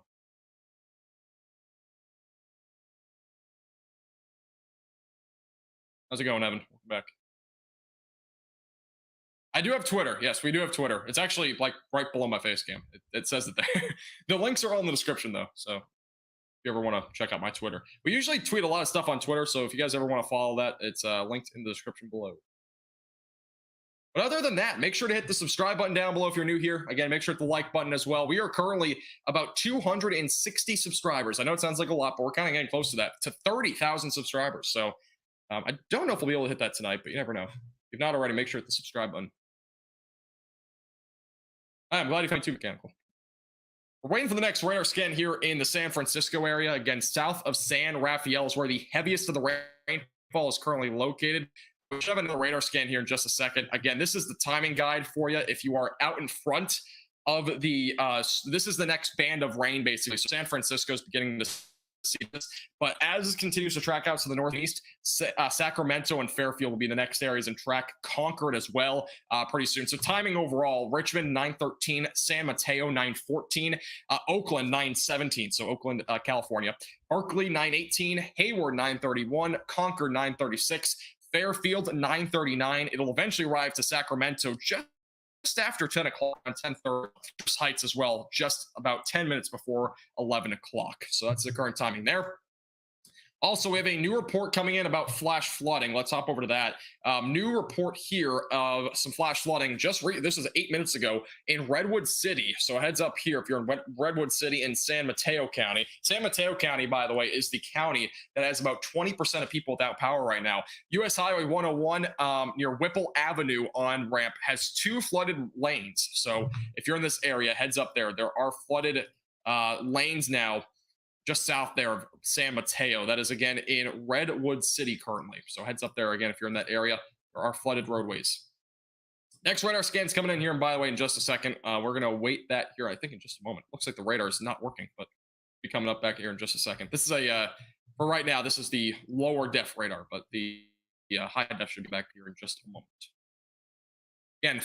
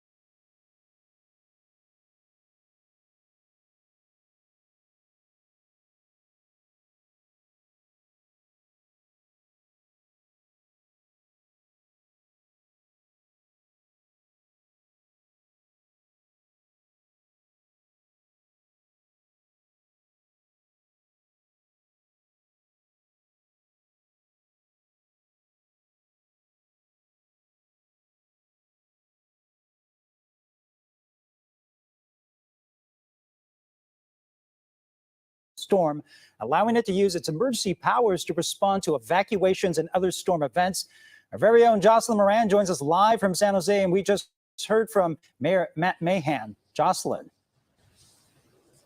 Yeah, exactly, Ryan. And, part of all of this, he really talked about making sure that his priority is that those who are unhoused along the waterways are safe and are out of danger. So one of the ways they are doing that, they are adding 150 beds to the Seven Trees Community Center. That is where we are at now. We have seen how high those water levels can get. Now, this is in addition to some other warming locations. So with that proclamation of the local state of emergency came those mandatory evacuations along the waterways. So one of the spots they are putting a lot of their efforts into is along the Guadalupe Coyote Creek, where they know of encampments there. So their goal right now is messaging, ensuring those who are living along the creek in their tents are aware of the dangers and know of places they can go to. So these efforts started last night, and the city says they're ongoing today. This is anecdotal, but I just walked a few hundred feet with our outreach team along the creek, and many of the makeshift encampments appear to have been abandoned for now. So that's a good sign. Looks like a number of people closest to the water are not currently there. And when people go to these locations with overnight beds, they can take what they can carry. That's what Mayor Matt Mahan said. Mahan added that VTA is providing free rides for them to get to these warming locations. Now, as we know, we are expecting really all of this to pick up later this afternoon. So Mayor Matt Mahan also added that they are going to have staff along these waterways, some of these locations, really monitoring in real time where these water levels are at. So he also stressed just the importance of, checking in on those around you and really working together in all of this. And that is something we have seen up and down the peninsula. So I do want you to meet David. He is a San Mateo resident, and he showed us some of the flooding that he experienced in his neighborhood, in his backyard, some of those mudslides. So he is doing really what he can to prepare for later this afternoon. Video taken from people up and down the peninsula over the weekend. Neighborhoods flooded in Redwood City, an apartment complex where water quickly filled the garage. And scenes like this is the freeway. As people drove on 101. In San Mateo, this is what resident David Craig from his backyard. He's been living here for nearly 30 years. This is, as I've just been the worst. It was so powerful that it knocked over my fence up there. The water flowed onto the street into his neighbor's driveway, bringing mud, logs, and branches down. I was standing up by where you see the wall there, and I could hear the surge, and I turned around. I went, I got to get out of here. And so I turned around and I started going down the hill, and it hit me, and I slipped and fell, maybe 10, 15 feet. But I was able to get up. Like many of his neighbors, he spent the last couple of days cleaning up and getting sandbags ready. And then once we do the sandbags, we're going to angle it so it goes into the slate, the sewer line across the street, and I can open that up. But still, like for many of us, there's worry over what we could see with this storm. If a tree goes down or a tree goes into the back here, we've got big picture windows, and they could easily be, they could be hit. And a lot of people aren't in similar positions as David. Now, right now it is sprinkling, but the roads are still slick. So be careful out on the roadways. And really, Ryan, what city officials have been stressing is this is not something to be taken lightly. We have to take this very seriously. And that starts out on the roadways and just being extra careful out there. Yeah, absolutely. Okay, thank you very much. Jocelyn Moran reporting live in San Jose.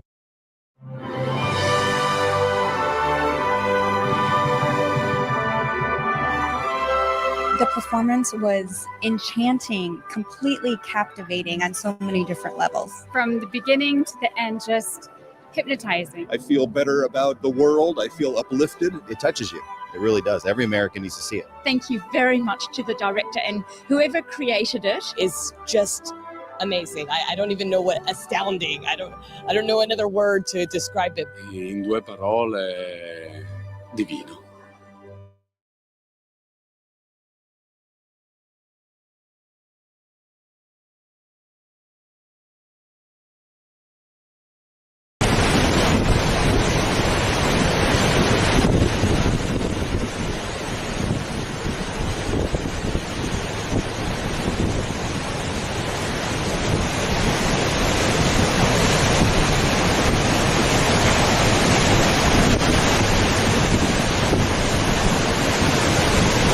Seeing some major flooding in Mill Valley. This is an area that's prone to it already because of the tides.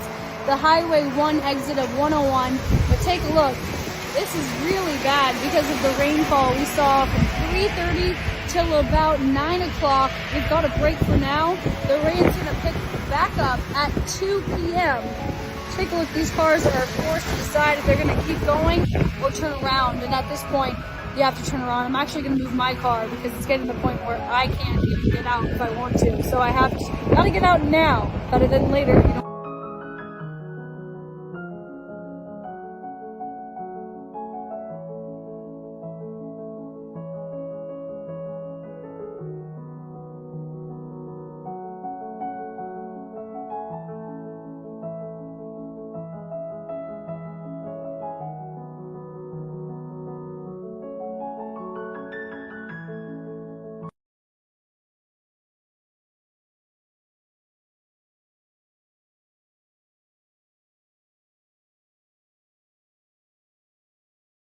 Up. So are the flooding concerns along the Russian River, and it could be days before we see the full impact. Wilson Walker from Santa Rosa, where there is also some concern right now about what could come down from those burn scars. First of all, Wilson, how are you? Are you safe? And tell us about the people around you. You know what? The rain has actually backed off a little bit here in Santa Rosa, pouring for several hours, and now it's sort of a light rain. So we're catching a little break here for a little while. We're told it is pretty quiet in this area. There are, of course, warnings up and down the Russian River area. And if you went out there today, everybody was either looking at the river or talking about it and doing a little their own sort of guesstimating as to how this is going to unfold over the next couple of days. Remember, these predictions don't always work out exactly the way they are supposed to. 19 The 2019 flood very much on people's minds there. So if it got close to the water today, a lot of people taking precautions. Getting it out of the way, we don't want it going down the river, and it's worth a lot of money, and it's just like the motorcycle. You know, if you like it, get it saved. All along the Russian River, this was a day to get ready and lend a hand to others. All right, it's all good, especially if they're your neighbors. Jerry Knight knows what a flood can do here. We've had the water up to your knees here before. So what does he think is going to happen in the coming days? I mean, we even got bubbles up on the pool table. That elephant used to belong to Mick Jagger. He had 2 of them made. What he's saying is that he's not taking any chances and he's not alone. This morning we got out here and lifted the trailer up about a good 18 inches to where it supposedly should be over where the rain should stop. So hopefully. Ryan, helping out at a nearby restaurant, says hopefully, because just where and when the river will crest isn't something people are taking for granted. Well, I don't see much right now, but I'm hearing 34 feet, I think. You know, nobody does, but stay pretty high. I imagine high enough, higher than you want it, that's for sure. So river communities will be watching and waiting for days with fingers crossed. More than fingers crossed. We got cross hatches on top of all the plastic holding our stuff on there too. And we're trying to work together. All right, now we can show you exactly sort of what the forecast is for the Russian River there in Guerneville. It looks like sort of a double wave coming as they get the first charge here and then some more runoff and of course more rain this weekend. As you can see, there's one little surge that will come late Thursday. Now that seems a little bit sooner than the original forecast, which was maybe Friday morning. I know the start of this day. So it's looking like there's a little crest Thursday around 31 feet. And then you look over towards Sunday over there and you have what looks like another one. So, you know, that last I checked was maybe up around 38 feet, 39 feet. So the river's going to rise a little bit, you know, and as you heard, people not really taking for granted what is going to happen there. You know, these things can unfold in slightly surprising fashion. Ask the people over along the Casumnas River who really got hit over the weekend with some water they weren't quite expecting. So a lot of people are going to be watching the Russian River over the next couple hours and days as we keep telling everybody more. All right, and it looks like we lost Wilson there, but yeah, everybody along the Russian River knows what can happen because we've seen the flooding there several times over the past decade or so. So Wilson's going to keep an eye on things there in the North Bay. Thanks. Discover the Ozempic Zone.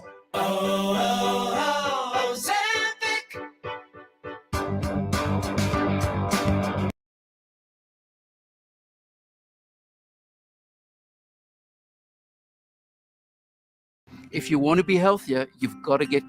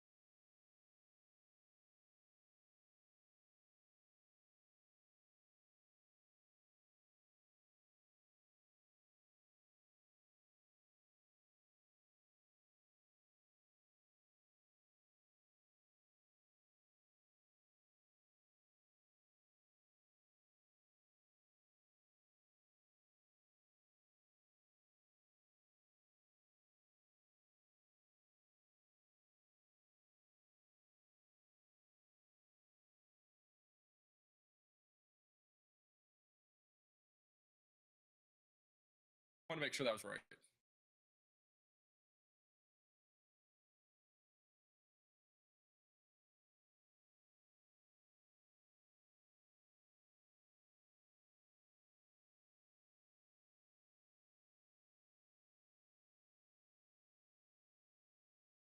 Out there as well. And this tree is literally on a car. This is like actually a tree on a car. I mean, that one pretty much was, but this is a actual tree on a car. I have to really zoom in here. It's gonna be a little bit blurry, but this is a tree on a car. That's the definition of a tree on a car. It is hasn't really fallen all the way down. That's a tough car, by the way. I mean, that's pretty impressive. I know it's blurry. That's pretty look through that car anytime soon. That's crazy. Can't say I've ever seen a tree like that standing up like that. Have you slept dehydrated? I mean, I slept last night. So I guess that counts. Hey, thank you, Haley, for the $4.99 super chat. I appreciate your support. Really goes a long way. Heavy rain and wind here, but we still have power in Pacifica. That's here. Yeah, there's a lot of areas that still have power. I mean, when it's all said and done, right now, there's only 2% of the state without power. There's still 98% of you power if you're in California. So there's some good, like, so that, or even 10 to 15%, 5 to 10%, it gets much worse. So luckily, it's not too high right now. But the power outages are right now at 180,000. And the amount of people that are being tracked by poweroutage.us is about 13 million. So that's actually more like 1.5% without power. So it's not too bad yet. 10%, San Francisco obviously being impacted there, and counties around it are also, but anywhere on the West Coast is having the biggest issues right now with power outages, which San Francisco at 8% right now without power.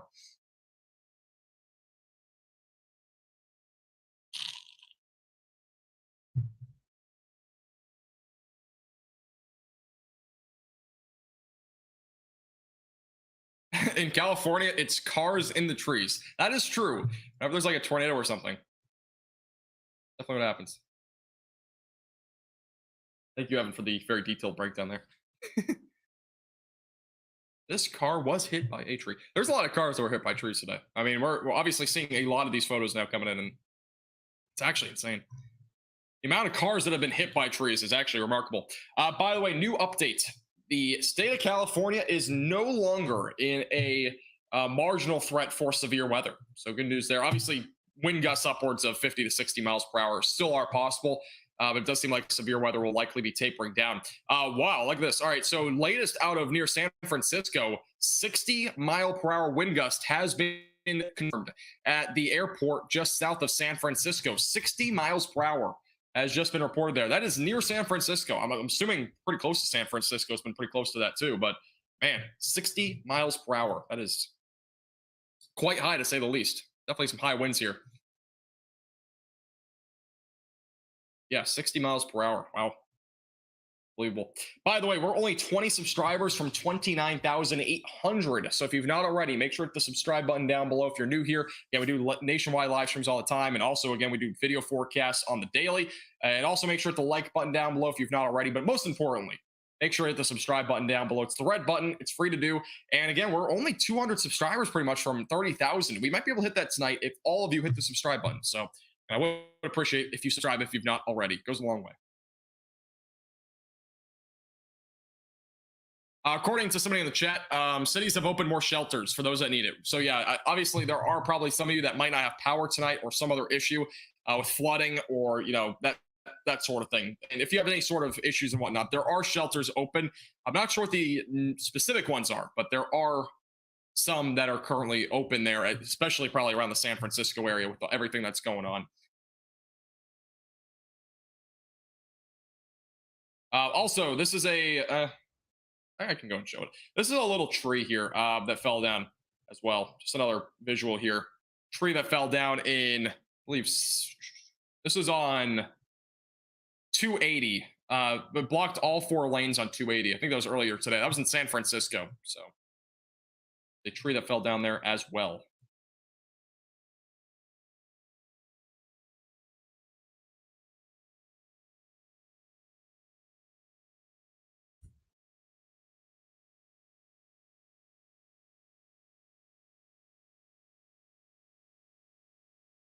here in Idaho. I've actually never been to Idaho before. Got potatoes, I'm pretty sure. Isn't Ohio, or not Ohio, Idaho known for potatoes? Is that what they're like kind of known for? I've never been there, but maybe someday. Can't see Sacramento. Here you go. Sacramento's back up here. You're in between a little dry slot, basically. Next band of rain is right here. You will see heavy rain probably right around 10 to 10:30. So if you're in the Sacramento area, you're going to begin to see heavier rainfall here within the next, I'd say probably about 45 minutes to an hour. It's probably about a good hour, though, until that heavy rain band gets there. San Francisco is just, again, getting out of the heaviest of the rain. Heaviest of the rain is now over Berkeley and Hercules as well. And next radar update's coming in. Another update here in just a moment for you. Hey, thank you, Mad Dog, for the $10 super chat. I appreciate that a lot. Thank you for the generosity. No problem at all. Appreciate everybody with the super chats, by the way, and all the new members as well. I really do. Let's go a long way. Appreciate it. All right, latest radar scan just came. Again, strong storm off the coast of California. This could very well maybe be severe if it gets closer. It would probably impact Boulder Creek and Saratoga in the short term, but that's a good still 30 minutes probably from now. Further north you go, again, this is the outer band that we're still watching moving into the Bay Area. Redwood City, as well as areas near San Mateo, are beginning to see some moderate rainfall. A bit further north, San Bruno seeing still some moderate rain. Again, we just had a 60-mile-per-hour wind gust near San Francisco not too long ago. So there's definitely some high winds out there right now. A little bit further to the north, near areas like Berkeley, still some moderate to heavy rainfall falling there near Hercules, and back all the way through the American Canyon, some heavy rainfall there. And then it really extends as far north as areas near Clear Lake. So very large area of heavy rain still falling. This will continue to move off to the east. Interstate 5 is going to be impacted by this as well, probably about an hour or so, unless you're kind of further north here. It'll be shorter. Further east you are and south, you'll probably be a little bit longer. So around an hour, hour and a half for Interstate 5. Back near Sacramento, if you're in Sacramento, again, you got about an hour until this next band comes. We'll put a timing guide on this for you as well. And we'll give you an idea of when this is going to arrive to your location. Or I think I will. Let me just refresh the software real quick. Glitched out. Go ahead and show you the future radar there.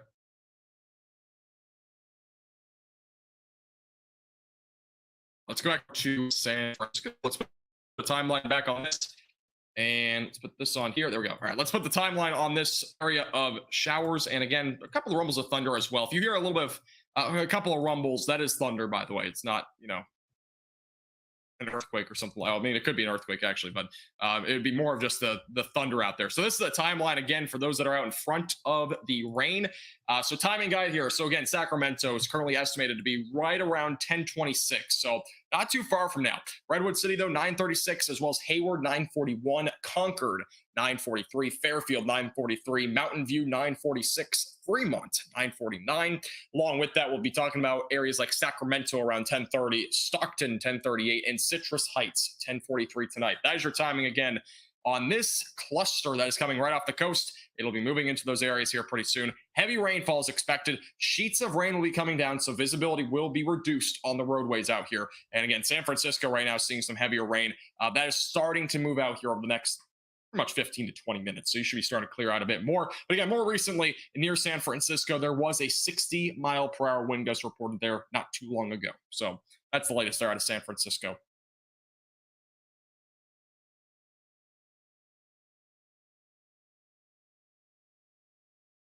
What are the wind gusts in Central California? It depends on where you are there, but wind gusts overall probably between at least 30 to 40 miles per hour.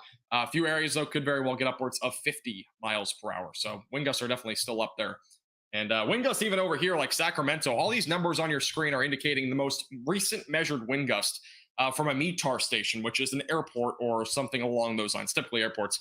And overall, we're seeing a lot of wind gusts near Sacramento, closer to like 40 miles per hour.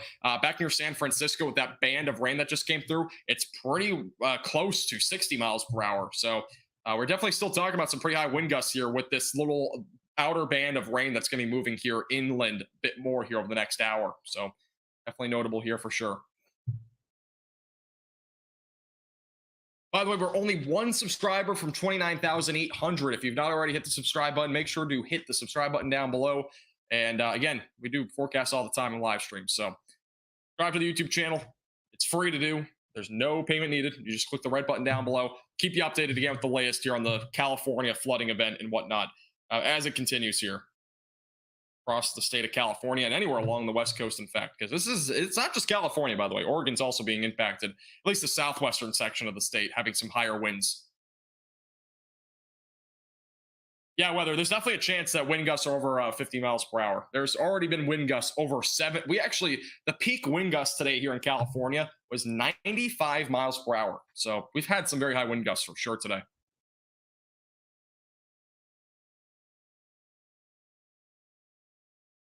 Yuba City. How much further north is that? Oh, it's right here. Yuba City, about 10:25-ish. It's going to be pretty much the same time as Sacramento. It's the timing for Yuba City. I'm in Southern California. Southern California won't be impacted as badly as what's going on up here in the Bay Area. Bay Area has already seen flooded roads and stuff like that, but things are going to improve a little bit tomorrow, at least. Friday, another band of rain is expected to continue to see these atmospheric rivers just continue here in California over the next several days. So there's a lot of rain still to come, which there's already been a lot, but there's definitely going to be a lot more to come.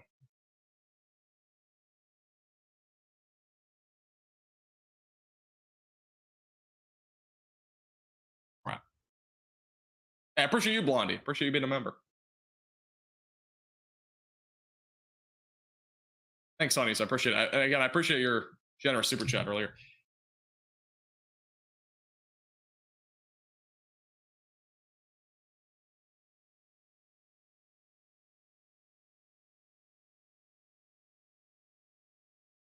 Those that are wondering, I have this, circle cup. If you guys have ever heard of it, and I have no flavors left, and that's the only thing I have for water. So we're kind of struggling without water here for a little bit. I have no flavors left. I was looking around. I thought I had some, but I do not have any anymore. That's unfortunate, but we're gonna live with it. I need a white cape and a yellow suit. Okay, that's interesting. Superman.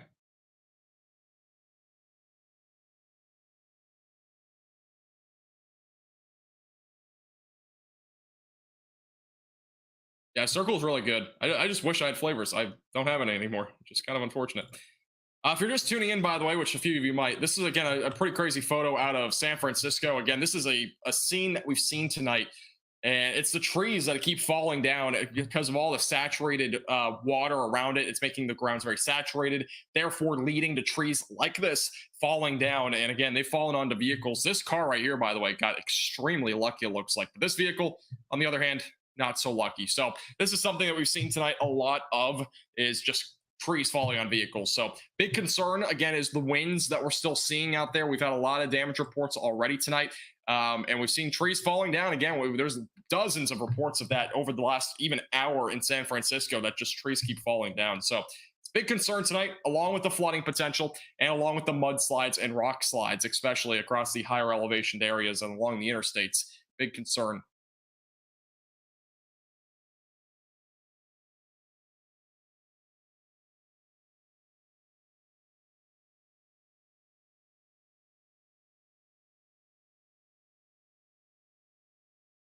By the way, if you have any questions, feel free to leave those in the chat. I'll be answering a few of them here while we have a couple of breaks in the radar.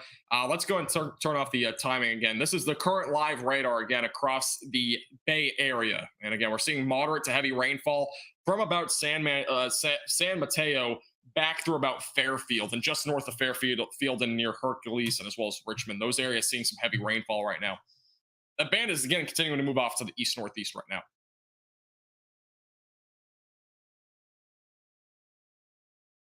I really don't think I have any. Unfortunate situation. Oh, actually, wait 1 second. I'll be right back. I'm right here.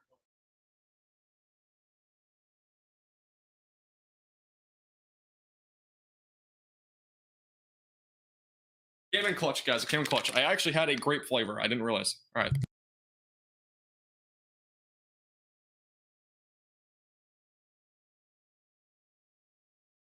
This means now that we can hydrate. I haven't had water in a while, so I am standing right now. I'm not sitting. I've been standing for the last, I think, about 2 hours now. Let's get some claps in the chat. I got water. I can finally drink water because I found my circle flavor. Claps in the chat for that. All right. Jackson asked, is it normal for a cyclone to happen during this time of the year? I wouldn't say it's normal. It's definitely pretty uncommon, but this sort of thing does happen occasionally. I mean, we see atmospheric rivers and pineapple expresses is what it's called. A pineapple express is essentially a strong atmospheric river. That is what we're seeing right now here in California. It's a bomb cyclone just off to the west. And if we go into the little zoom out here, let's go put on the infrared imagery again. And this is a look at the bomb cyclone that we have. If it wants to turn on, maybe. Maybe not. Oh, do I not have the right thing on? Oh, here we go. All right, so here's the infrared imagery right now. Let's go to this. And this is the bomb cyclone that we're looking at, right? And this is a view. So this is the bomb cyclone. Essentially what a bomb cyclone is just it's a trough that essentially intensifies with basically the millibars going down quite rapidly. So in this sort of situation, I'm not sure what the exact measurement of millibars is here, or pressure, but I'm pretty sure it's dropped around 25-ish millibars, which is enough to be classified as a bomb cyclone. Now it's kind of loading through here. I'm trying to get to load through. I don't think it will. Let's just go back to this. But yeah, this is a look at the bomb cyclone. This is actually a better view of it, I think. This is a more high-def look here, closer to California. And it gives you a much better idea here of what we're looking at in terms of the bomb cyclone here across California. And actually, I think this entire thing just glitched out. Oh, there we go. All right. Oop. There we go. All right. So yeah, this is, again, the bomb cyclone. Pretty incredible thing to look at as well in the infrared imagery.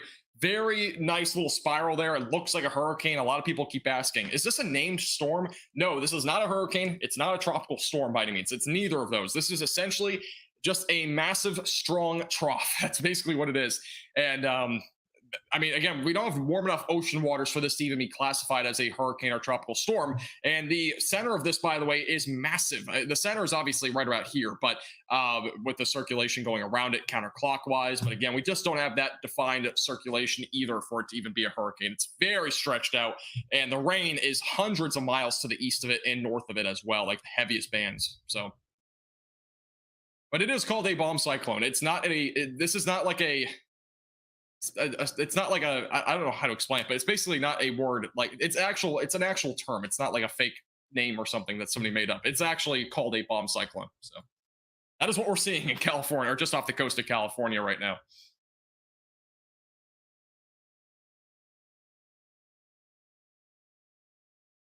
All right, let's go back over to Twitter real quick. I'm gonna see if we have any other updates here, but again, we have a lot of trees down in San Francisco. Those are the most recent reports we've had. I think that's definitely the most recent reports we've had. Yeah. All right, so nothing new there. Does it explode? No. I mean, the term bomb cyclone, the bomb part of it, does come from essentially being an explosion of the trough, and it really just rapidly intensified. And I'm not sure. I think like there could be a better name than bomb cyclone, but essentially it's just a very well intensified. It's basically going under rapid intensification. That's what happened over the last 48 hours with this, and that is why this thing is bringing so much rainfall to California. All the humidity and moisture as well. It's just all equivalating to this serious event that's happening. And this is a better, more graphical view of it as well. So if you want to look at the high def of it, it looks a lot prettier. I just can't go as far north, but it looks much better here on the high definition infrared imagery. And those yellows and reds indicate higher cloud tops as well. So, hey, Stephanie, how you doing? I know it's so crazy to see you covering California. I don't usually cover California. It's not like a day-to-day thing. I mean, this happens maybe once a year probably in terms of me covering California, because California is not a state that gets severe weather, and severe weather is a big thing that I cover here. But we do cover big flooding events as well, and hurricanes, tropical storms, bomb cyclones. Obviously, is something that we cover. So. By the way, if you're just tuning in, there's 865 of you watching. We only have 778 likes. Make sure to hit that like button down below. Again, it's free to do. Helps us get out to more people that are in the track of the flooding and all that. Also, make sure to subscribe to our YouTube channel. We're almost to 30,000 subscribers. We're really close to it, actually. We're approximately about 170 away from it. So make sure to subscribe. I'm definitely showing the 7. All right, so this is a site in California right now, by the way. There's a whale in California. You got a whale on the loose in San Francisco. Confirmed. I'm just kidding. It's actually not. Hey, thanks, Carl. Appreciate it. Scott, it's just like the big the other bomb cyclone that we saw over the Midwest. There was no there's no cold water. I mean, it's like cold up there. There's that big Arctic blast that came with it a couple weeks ago. It's like the same thing with this. I mean, it does a trough like this does not require it does not require warm water. The only difference is this is not a hurricane or tropical storm because the water is not warm enough. So you don't necessarily need warm water for a trough like this. Obviously, because of all the rain that's coming as well. So warm water is only for like hurricanes and tropical storms and that sort of thing. Clayton, I don't think there's been any tornado warnings. If there was, I would have known. There was one severe thunderstorm warning, and that was just to the north of San Francisco a little while ago. That's about it, though. Oh, yes, that is a Photoshopped photo. That is not real. Those that are wondering. There's definitely not a whale in the river there or in the waters in San Francisco. If that was happening, there would be mass panic in San Francisco because of the whales. Crazy things happening. But yes, Clayton, there's actually a little bit of lightning. It's not a whole lot. There is a few strikes of lightning, though. It's not that significant, though. I mean, it's pretty occasional. Pretty rare, I should say, actually. It's not even that occasional. All right, here's back to the live radar, by the way, closer to the Bay Area. This is the latest radar update. We still have a lot of heavy rain ongoing across areas like Fairfield, all the way back up here to the north and east as well. Latest scan's actually coming in, so we'll have a better view here in just a second. Actually, it's not update. Oh, all right. For some reason, that did not update. All right, so here's the latest radar scan, though. Still heavy rain now east of San Francisco, Berkeley, and as well as areas near Walnut Creek, Concord, and as well as anywhere really along Interstate 680. We'll start to see some heavier rain here pretty soon. Back through Interstate 80 near Fairfield, those areas as well are going to see some heavy rain pretty shortly. Just off to the west and southwest of Half Moon Bay. Look at the stronger storm starting to move in to areas in San Mateo County. So if you're in San Mateo County, heads up, strong storms coming off the coast. These could produce some power outages as they move off to the north and east. Definitely a big concern there. High winds are definitely expected as well.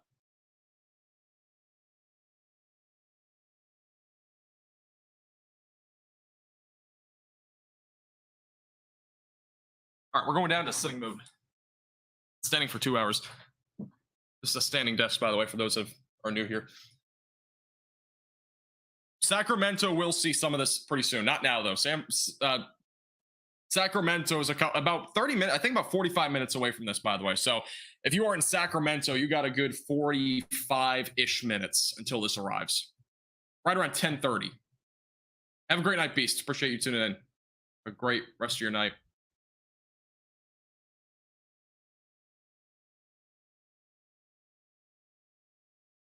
Let's do that. Here we go. Just gonna fix that. All right.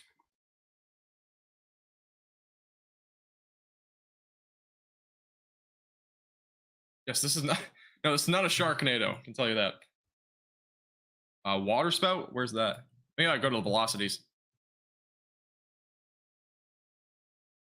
Yeah, we actually there might be a very weak water spout off the coast of California.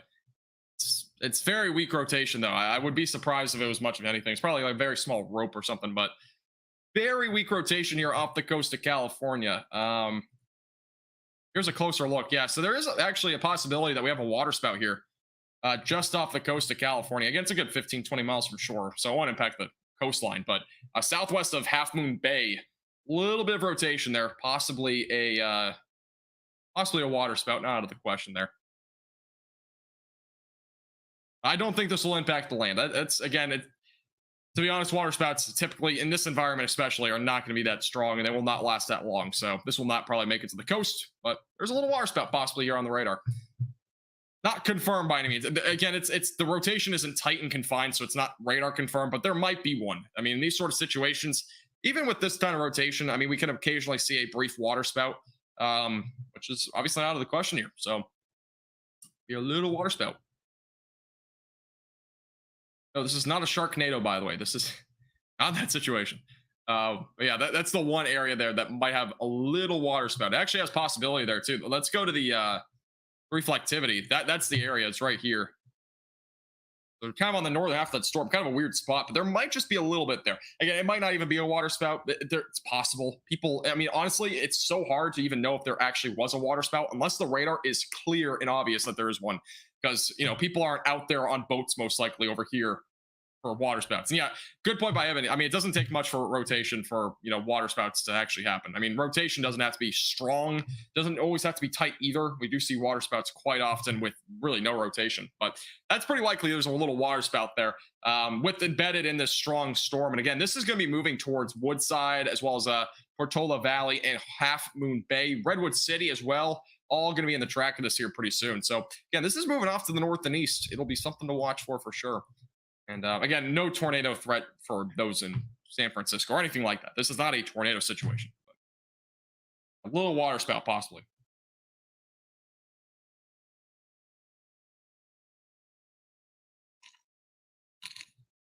Yeah, water spout is essentially a water tornado, but they don't usually cause much damage.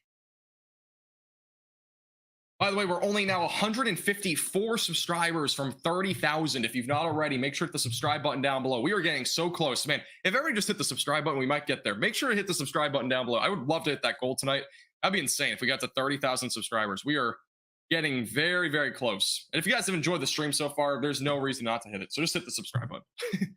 I would appreciate it. Again, we're so close. It's actually kind of crazy to think about it, but I was at 20,000 subscribers, I think, like a month ago. So wild.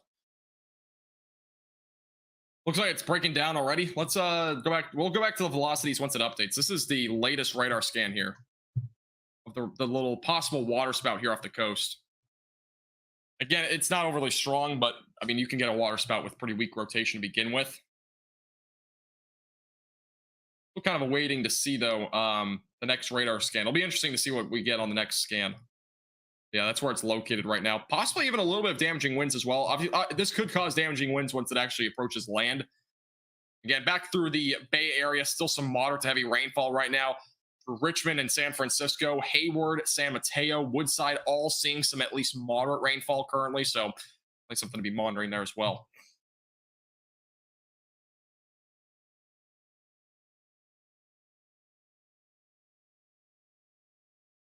Palo Alto. I don't know if I'm saying the name right. Let me look that up real quick. You have a wedding. Well, congratulations, by the way. If it's you, I don't know if it's you or somebody else. There will still be some wind gusts upwards of 30 to 40 miles per hour tomorrow. It should die down during the later chunk of the afternoon, but there will still be some rain out there. It's going to be more scattered in nature. So the wedding, there might be some rain still, but the wind is still going to be there upwards of at least 25 to 35 miles per hour tomorrow.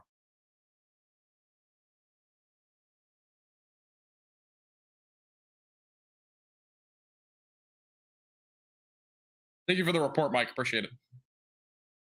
Thank you.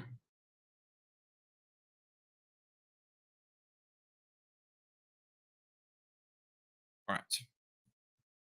There are shelters open, by the way, for those that are in this area. There are shelters open. So I mean, you know, you can just Google it. There's a lot of shelters open, though. I don't have any off the top of my head, or off the top of my, I don't have a list in front of me, but there are shelters open for those that are needing one tonight. There's plenty in San Francisco. I know that.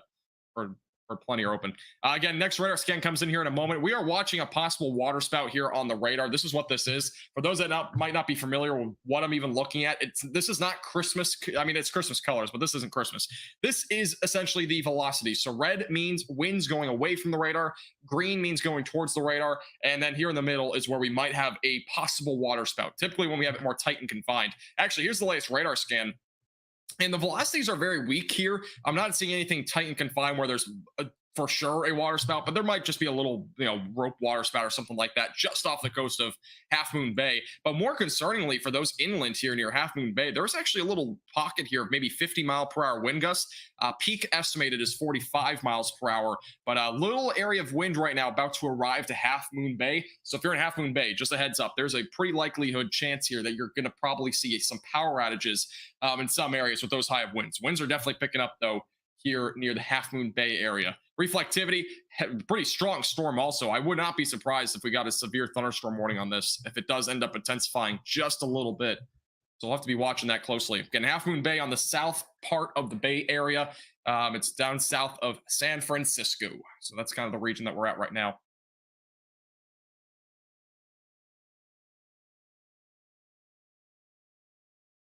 Not my wedding. Hey, there you go.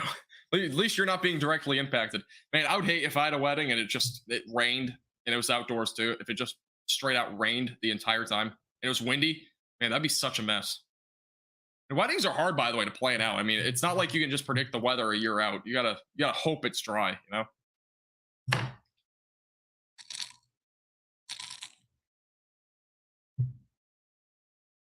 Thank you, by the way, for everybody that has subscribed. I really do appreciate it.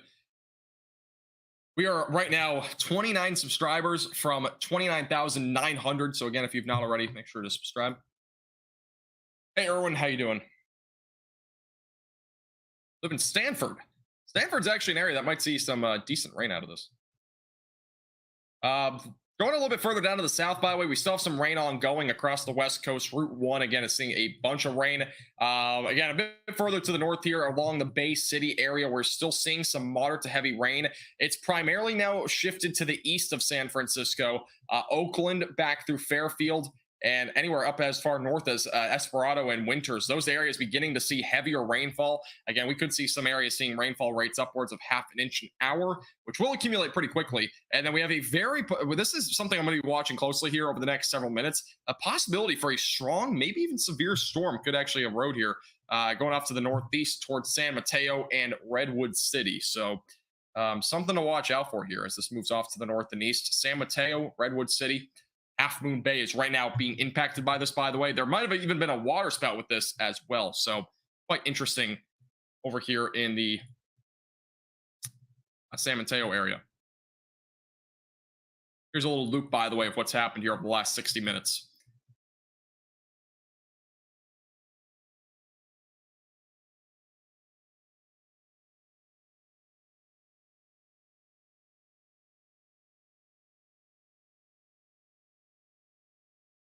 The trees, they're coming down in Macbeth. Yeah, there's a lot of trees coming down. I mean, we've had a lot of photos of it.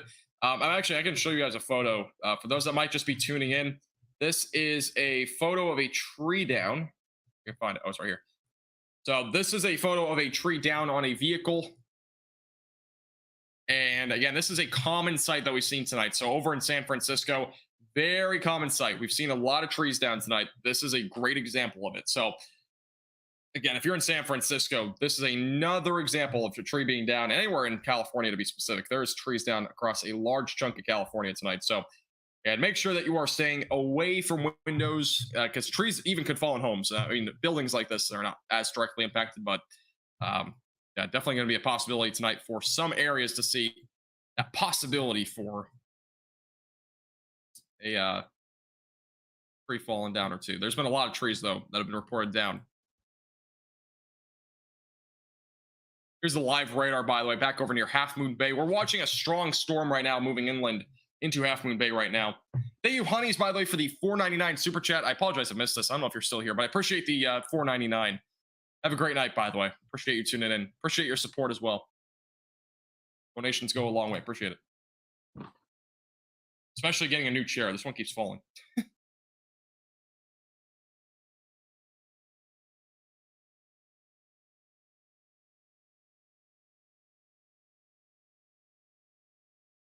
Tomorrow is going to be more of a scattered rain event. Most people will see rain tomorrow morning. It's going to be a much more thin band of rain, though. If you remember, obviously, this band came through San Francisco a few hours ago. This brought rain for a good hour or so. There will be another band of rain tomorrow morning. It'll be much lesser in terms of impacts. It's going to be more of just some scattered rain activity. It'll be much thinner, so there won't be nearly as much rain, but there's still will be some wind out there, and there will likely still be some travel impacts out there as well. So definitely be prepared for more travel impacts tomorrow if you are in California. Here's the latest radar scan, by the way. Strong storm approaching Half Moon Bay. Here's the velocities right now. We should get an update on that here, I believe, in just a second. Yeah, that should be coming in here momentarily. So this is, again, the wind speeds that we're seeing. These brighter reds representing higher wind speeds right now near Half Moon Bay. So, yeah, we are definitely seeing some thunderstorm wind gusts upwards of 40 to 50 miles per hour here.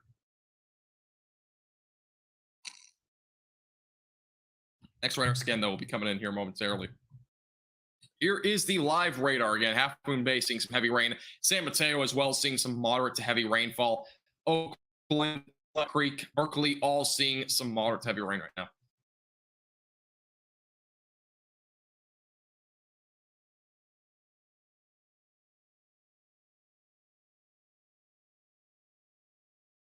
No problem everywhere.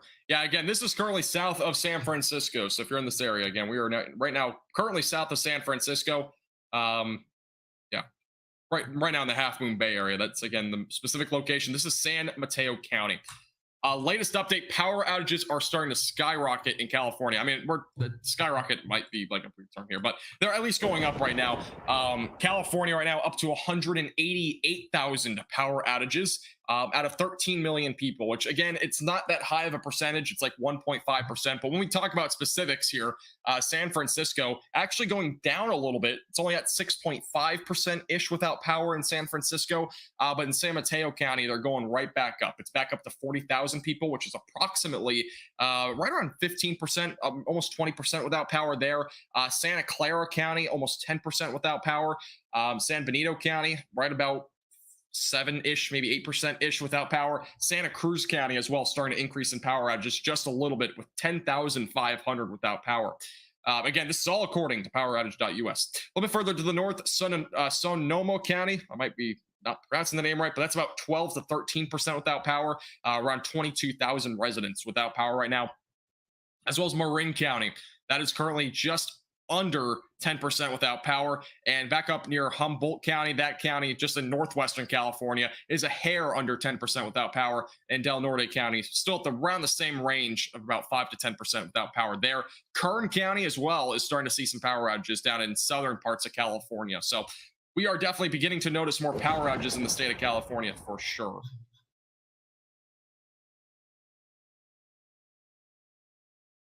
What traffic cam is it in Half Moon Bay? This one?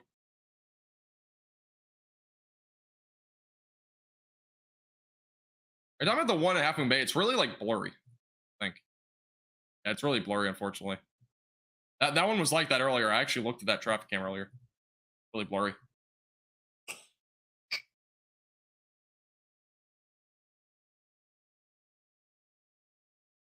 Let's zoom back. Oh, actually, we got another radar update. Let's go over that first. So this is the latest radar update. Heavy rain moving back into parts of just south of South San Francisco near San Mateo. Really potentially a strong storm here near Half Moon Bay. This is the latest radar scan here. And again, there actually is some rotation here. Might be something to kind of watch out for a little bit. A little bit of broad rotation. I wouldn't expect a tornado warning per se, but there is a little bit of rotation there near Half Moon Bay. And this is definitely something to watch for here as it moves off to the north and east. But overall, this is the strongest of the storms that we've seen so far today. It's going into San Mateo County right now. This is the live radar feed. Again, there is definitely a possibility, though, a little bit of broad rotation there. So maybe something to watch out for. But right now, yeah, it's pretty weak rotation. So if there were to even be a tornado, it would be on the weaker end. But I don't really expect one right now. One north of it? I think that one north of it is... I thought that one was out. I thought it said outage or something. It's temporarily unavailable, fortunately.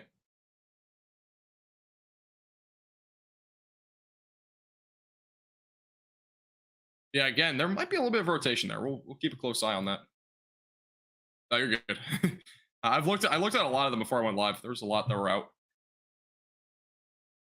Yeah, again, if we go back to the velocities here, it's kind of something to kind of keep in mind here. I mean, the rotation overall is pretty weak. The winds going towards the radar are weak. The winds going away, though, are a bit stronger. So there's at least some high winds here, but there might be even a little bit of upper level rotation. Let's go a little bit higher here. It's still kind of weaker the further up you go. It's not the strongest rotation you've ever seen, but there is a little bit. I wouldn't rule out like a very minimal lowering, but it doesn't seem like it'll become anything tornadic. It's going off to the north and east, though. So in between Half Moon Bay and Moss Beach and going towards San Mateo. Heavy rain as well. And we could see a severe thunderstorm warning with this. It's not out of the question. There's definitely some heavy rain here and also possibly even a little bit of lightning. I would actually, let's look at how much lightning there is right now. I'm not sure if there's any with this, but This actually is not producing lightning, believe it or not, even though it does look like it should be. A lot of heavy rain at the bare minimum. Lightning is winding down in California. There's been no strikes of lightning in the last 30 minutes, so we haven't had any lightning recently.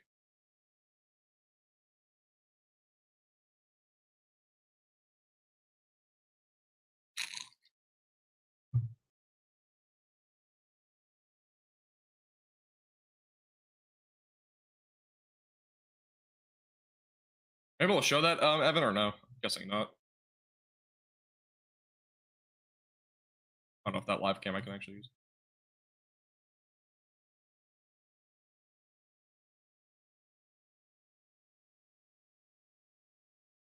San Benito County evacuation warnings. San Felipe Road on CA 156 to County Line, Lovers Lane, Lake Road, and Fry Lane in Dunville Estates vicinity. Those areas are currently under an evacuation warning. Heads up there.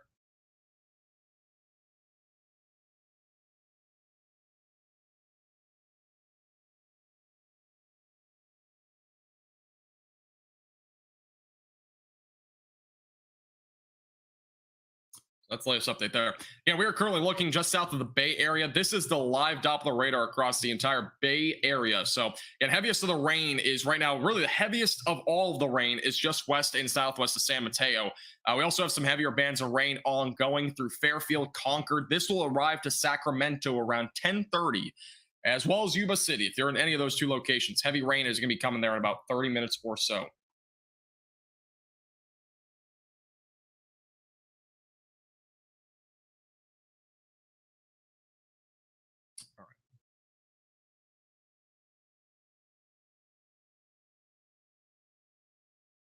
Sacramento, again, 30 minutes. About 30 minutes until you see more rain. Winds might pick up again upwards of 40 to 50 miles per hour. So just a little heads up. Winds could very well pick up again. So they've been pretty high all day. I mean, again, for the most part across California, wind gusts have been somewhere between 40 to 60 miles per hour. Some areas, though, have actually been upwards of 95 miles per hour. There was a confirmed report earlier today of 95 mile per hour winds. So there have been some very high wind speeds. Obviously, 95 is pretty high. That's category 1 force wind speeds, by the way. So, it's actually been one area. I can't remember what the exact location was, but we did have a 95 mile per hour wind gust.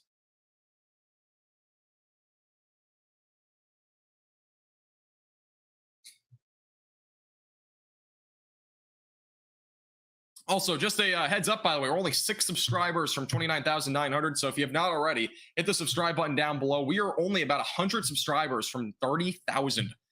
So I think I'm going to continue this live stream until I get there. We might get to 30,000 tonight. I believe that we might. So if you have not already, subscribe to the YouTube channel. I would really appreciate it. Again, we are on the road to 30,000 subscribers. That is a big number. I've never really would have imagined hitting. So we're pretty close to it. Next radar scan, by the way, is about to come in. We're going to go right back to the freeze mark here, and we're going to stop here because I'm very curious to see what happens with the storm near Moss Beach and Half Moon Bay. This rotation is very interesting here. Oh, subscribe button is stuck. What in the world happened here? All right, I turned that off. That's actually strange. I've never seen that happen before.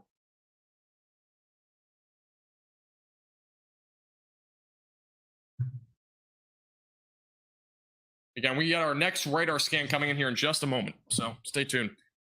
This is an area, again, that had a little bit of very broad rotation. Again, I don't expect a tornado with this, but it is definitely interesting to see that we actually have a little bit of rotation here near California, which is not typical. Again, there may have actually been a water spout off the coast. It's unconfirmed, and it won't ever probably be confirmed because there's no boats out there, but there was a little bit of rotation off the coast there. There may have been a brief water spout, but with the current environment, it's very, very difficult to have any sort of tornadic threat. But this is a pretty impressive looking cell here. There's definitely some heavy rain. These pinks here are representing your heavy rain bands.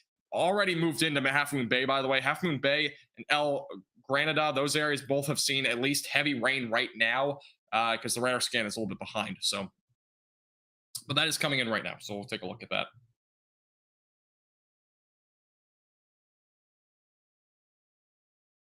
Here's the next radar scan. All right, there we go. So this is the latest radar scan, and we actually have heavy rain heading back into South San Francisco. This is a heavy pocket of rain here. No lightning with this, but there is definitely some heavy rain, and it might wake you up. You might, obviously, if you're watching, you are likely awake. I've had a couple of people say they fall asleep during my streams, but for right now, at least, if you're awake, there's some heavy rain here from South San Francisco back through Half Moon Bay. Here's the velocities. Again, I'm not seeing anything in terms of really any rotation right now. It's pretty minimal. Even if there was any, there's no tornado threat with this. But overall, there's at least some wind, potentially upwards of 30 to 40 miles per hour in the peak. But overall, more of a wind concern right now. These are the current estimated wind speeds, near 50 miles per hour near South San Francisco. That is near San Mateo. So if you're in that area, heads up. There are upwards of 50 mile per hour wind gusts currently ongoing. That is the current estimate here on radar. So definitely some wind near the San Mateo area. And I think that's about the highest. I don't think there's anything higher than that. But yeah, about 50 miles per hour. Not seeing anything higher. So 50 miles per hour right now is about the peak, with the center of this from this basically storm that we're seeing, even though it's not really much of a storm. It's more of just rain. But this cell here is producing winds upwards of 50 across areas near Interstate 280 in the southern sections of the Bay Area. A bit further to the north, we actually have heavy rain picking up as well. This is near just to the east, actually, of Oakland, near Interstate 580. So some heavier rainfall falling here. Interstate 880 as well, seeing some heavier rainfall. This goes all the way back through Martinez, as well as Walnut Creek and Benicia. I know somebody was in the chat earlier that was from Benicia. I don't know if you're still here, but that area is also seeing a little bit of moderate to heavy rainfall. Heavy rain extends all the way back up through Winters. And if we go to this radar near Sacramento, we'll get a better picture here of this. Some moderate to heavy rain falling as well near Winters. So these little pockets of red that you're seeing in orange, that's representing heavier rainfall. So if you're traveling along Interstate 50 or 505, I think it is. Yeah, 505, as well as Interstate 80. Those areas are going to start to see some deteriorating road conditions. So heavy rain is going to continue here across the state of California with this outer band that we've been watching here pretty closely. And again, this is currently the San Francisco area live. Doppler radar, latest update.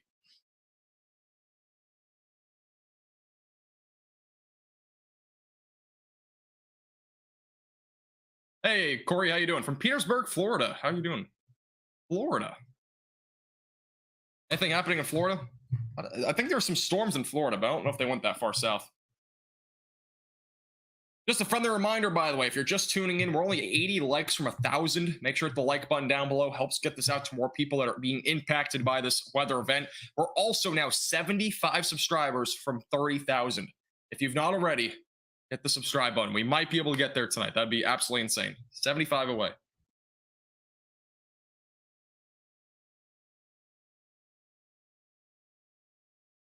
Yeah, I got you, Evan. Yeah, there's a lot of mountains around here, which is one of the issues actually with these radar sites. There's a lot of mountains in California. Obviously, most of you guys probably live there that are watching, but California, there's a lot of mountains. So these radar sites do not always pick up on certain things. I'm not sure if we can go a little bit higher here.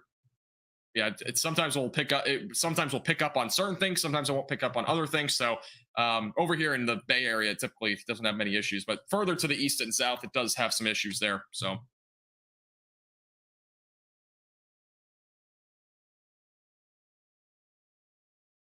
Got some pretty good rain a couple hours ago in St. Petersburg. I think there was a few storms in Florida, but they were for the most part weakening out earlier.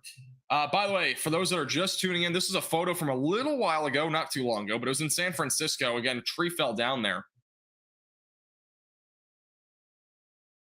And again, currently, this is a picture that we've seen in a lot of areas, not the same exact picture, but we've seen a lot of trees down in different cars.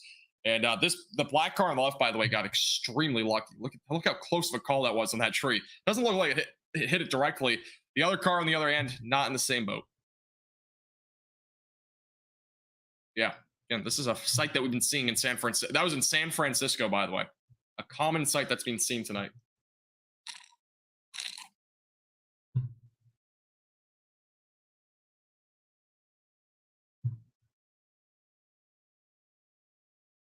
All right. Hey, thank you, Evan, for becoming a 4-month Tornado Chaser member. I appreciate that a lot, Evan. Thanks. I appreciate your support. He says, please subscribe. I agree. Please subscribe. Yeah, we do nationwide weather all the time. We do live streams, videos, video forecasts. So make sure to subscribe. no better time to do it. We're only right now about 70 subscribers from 30,000. So make sure to subscribe button down below. High winds picking up in Orangevale. Thank you, Allison, for the report. Let's go over to the winds real quick, because we do have the METAR station. We can take a look at the wind gusts. Again, most recently near San Bruno, this is over north of San Mateo. We actually had a 60-mile-per-hour wind gust near the San Francisco area. So just something to be keeping in mind. Actually, more recently, just occurred moments ago, 54-mile-per-hour wind gust has been reported or actually confirmed just north of San Mateo. Some sporadic areas as well in here around 20 to 25 miles per hour. Back near Sacramento, we are talking 35 to 40 miles per hour, a bit further off to the north and east. So there is higher wind speeds the further north and east you go there near Sacramento, Elk Grove, Citrus Heights, Woodland, Davis. All those areas seeing some higher wind speeds there right now. So there is definitely some higher winds the further north and east you go this evening. And even in these bands, I mean, the two things is the further east you are right now in California, the higher wind speeds you're probably having. However, with these bands of showers and a couple of, rumbles of thunder, these are the areas as well that we're going to see some higher winds when these bands of rain move in. Since this is a stronger storm, that kind of gives us an idea of why we're seeing higher wind gusts as well. So all those things kind of taken into account here, how things are going here in California. So right now what we're seeing. Higher winds are expected across the West Coast, especially over the next hour. 60-mile-per-hour winds can be dangerous. I would not put that ahead of yourself. 60-mile-per-hour winds, I mean, we've seen 40-mile-per-hour winds knock over trees. Literally. Like 40-mile-per-hour winds. So it's not typical, but just with how saturated the ground is, it's helping to be able to essentially really just the saturation on the ground and along with the winds, they kind of all just kind of collide together, making these trees fall down much easier than they usually would. So we are seeing a much more common sight of just trees kind of falling down here in California. And we've seen a lot of photos of it. Trees have fallen onto cars as well. So it has definitely been one of those kind of nights where we're seeing that is a very common sort of thing that's been happening here. So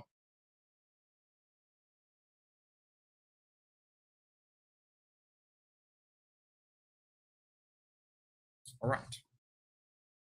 I have wind. There's a lot of wind everywhere. Never mind. I'm not. Just read a bad comment. All right.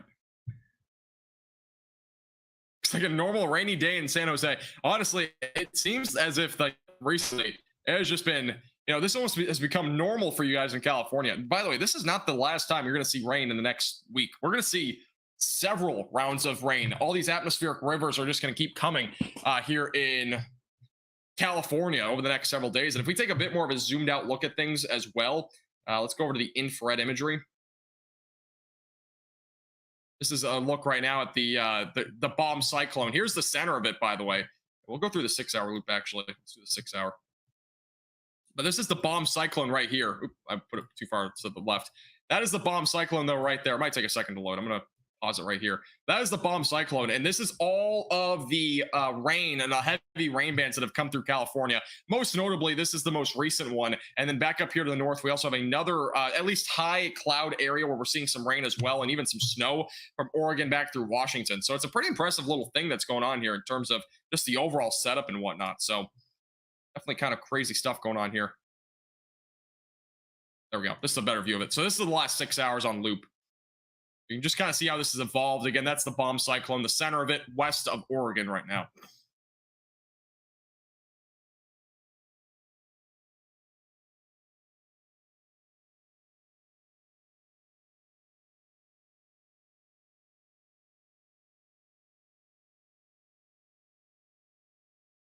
How close to 30K? This is the current track right now. I have it on the other screen. We are awfully close. We are actually much closer than I thought we were tonight. We are 60 subscribers away right now. That's actually crazy. Santa Cruz is still recovering from those fires. Well, there's at least rain coming to kind of hopefully help California a lot here over the next few days. Unfortunately, it's a little bit too much rain, though. That's the thing. We're getting a lot of flooding rains and stuff like that out of this. So it's getting kind of dangerous out there with how much rain's falling. And this is going to be, again, a continuing pattern over the next several days. again, bomb cyclone, multiple atmospheric rivers are coming to California over the upcoming, days. We're going to see a potential as well next week for a more significant event as well. That'd be closer to possibly Monday night into Tuesday. We might see another significant event, not exactly like this, but it might bring some high winds there to California. By the way, power outage update. Let's go to the power outage update here.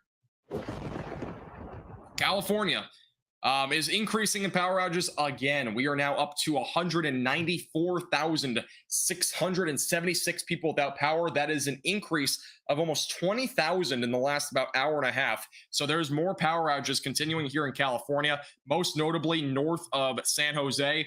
Or excuse me, that's, well, obviously, actually San Jose is in it, but north I meant of the Santa Rosa area. So right around 88,000 people without power back up just to the north of there. Back over closer to Eureka in Humboldt County. That area is about almost 10% without power. Sonoma County is just a hair over 10% without power now, with about 21,600 customers without power. Marin County is right now just over 10% without power. San Francisco is right about 6.5% without power, just about 6% to be approximate without power there. San Mateo County, 38,869 without power. Santa Cruz County is just a little bit under 10% without power. And Santa Clara County, which is where San Jose is, that area is just a hair as well, under 10%. And then San Benito County is about 7%-ish without power. So those are our main power outages. But again, going up in numbers, we're up to 194,000 without power now. So that number does seem to continue to increase here in the state of California. Again, this is a live view. Oh, let me go back to the screen. This is a live view again of the bomb cyclone here. Pretty wild stuff going on here in California. Just off the coast again of California is where that is located. This is the Pineapple Express. Yes, this is literally called a Pineapple Express. It's a strong atmospheric river that we're seeing here, and it's going to continue to impact California over the next few days. Potentially for at least another week, actually. Good impact for a week. Thank you, Shelley, for the report. Lights flickering in Lake County.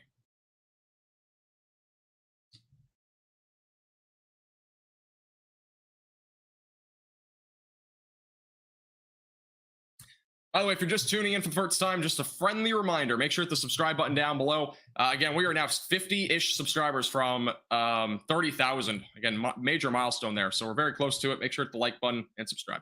All right, we do have an update. Somebody was asking about Lake County. This is a little bit just off to the north and west of Sacramento. This is the live radar. I'm going to pull up here in just a moment. So this is a live radar. Power might be flickering just because of the high winds, but this is what we're looking at right now on radar. Some heavier rain right now, currently near the Lake County area. This is where we're seeing the heaviest of the rain is right along Interstate 5, back just west of Sacramento. I know a lot of people have been asking, am I going to see rain here in Sacramento again? Well, yes, you are. You are going to see rain. Rain is approximately about 10 to 15 minutes to your west. So I've been saying for the last hour and a half, 10:30 is when you'll see it. You're just about there. Just about 10:30 or so is when you'll see that rain, and it'll eventually move into areas like Davis, Sacramento. Wind gusts, by the way, are right now about 35 to 40 miles per hour. Closer to the Bay Area, this is an area that we've been covering very closely.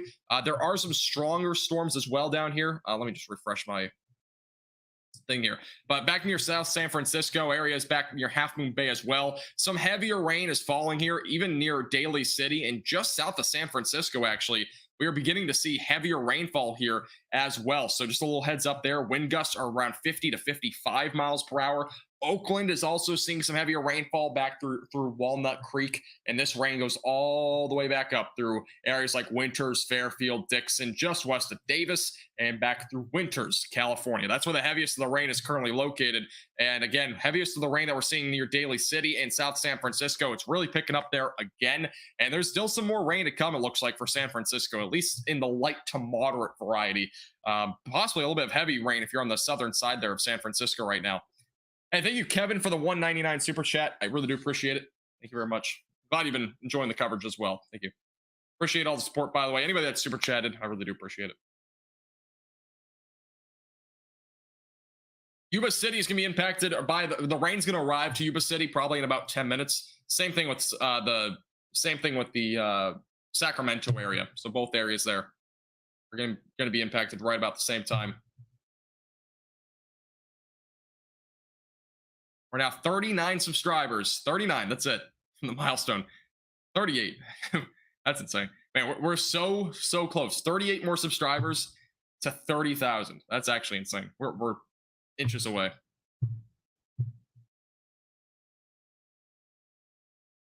Hey, no problem, Shelly. No problem. Yes, we are a real page.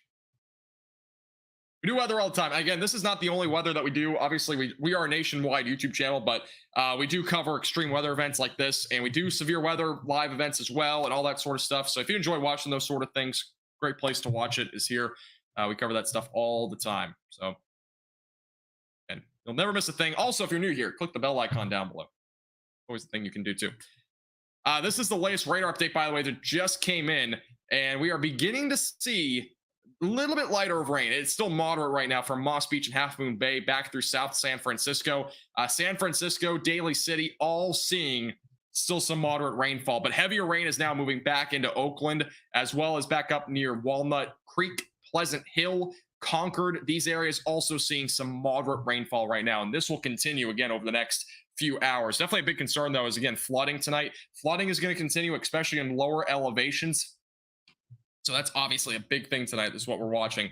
It's going to be the possibility tonight for some flooding. Along with that, there will be more power outages, especially with the wind gusts that we've been seeing. 54 miles per hour was the latest one near San Bruno. So we're still seeing some high wind gusts out there. And no, there's no tornadoes tonight. The tornado threat is like literally, it's so low, it's not even funny. It's like basically zero. There's no tornado threat, though, tonight. We did actually have a possible water spout, though, just off the coast of California a little while ago. However, it is it's not confirmed. It was not on radar confirmed by any means. So. We are 12 subscribers from 30,000, by the way. 12. That's it. We are 12 away from an insane milestone I never thought we would hit. Will the system bring thunderstorms? Probably not much more. You might get an isolated storm, but I mean, even a thunderstorm, it would bring maybe a rumble of thunder or two. That's what we've seen so far today. I just want to keep this on the screen for a second. We are so close. We're 8 away. This is insane. I'm taking a second away from weather because this is something that I could have never imagined. We are about 5 away. This is insane. I literally never in my life thought we would ever get even above 1,000 subscribers, despite possibly being at 30,000. We are 4 away. 3, 2. It's like New Year's. 1. Come on. Don't shoot up too high. There we go. 30,000. Wow, that's insane. Never would have thought. Never would have thought. Let's get some claps in the chat. Man, I would have never thought in a million years that we'd get to 30,000 subscribers. It's so crazy seeing this number too. That's Happy New Year. Happy New Year. Wow, that's actually insane. Yeah, I really appreciate everybody, by the way. That's pretty wild. It's pretty wild. Never would have thought. Hey, I've been doing this for years, but I never saw success on YouTube until literally half a year ago. I mean, it literally began there. I was at 1,000 subscribers doing Texas weather. Then I changed to nationwide, and yeah, it's crazy, man. Crazy stuff. I appreciate it, guys. I really do. It's absolutely unbelievable. Never would have thought. Never would have thought. We literally just hit like 20,000 like 2 months ago. So actually kind of crazy. Pretty wild.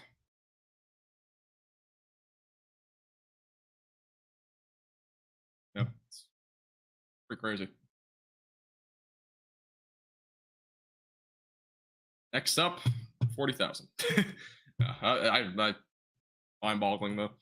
I really do appreciate everybody. That's pretty wild. Getting 30,000 subscribers on YouTube is not easy, and it's crazy that I've gotten to this point. It really is. All right. Back to the weather for the 2.5-minute celebration. I don't know how long that was, but All right, let's get back to some of the weather for right now. Again, we're still talking about some heavy rainfall across California, San Francisco specifically. Still seeing some heavy rain just on the east side of San Francisco. Moderate to heavy rain right now near San Mateo as well. Concord, anywhere there from Concord to Oakland, is still seeing some heavy rainfall. Next radar scan as well comes in approximately about a minute. So we'll have another radar update here momentarily. Just east of Sacramento, we actually have a report now of 47-mile-per-hour wind gusts there as well. So heads up there. So keep a close eye on that. Highest wind gust in the last few minutes, though, was 54 miles per hour near San Mateo. Latest there. Another radar scan should be coming in here momentarily, so we'll keep you posted with that as we get closer. Put it on the loop here for now.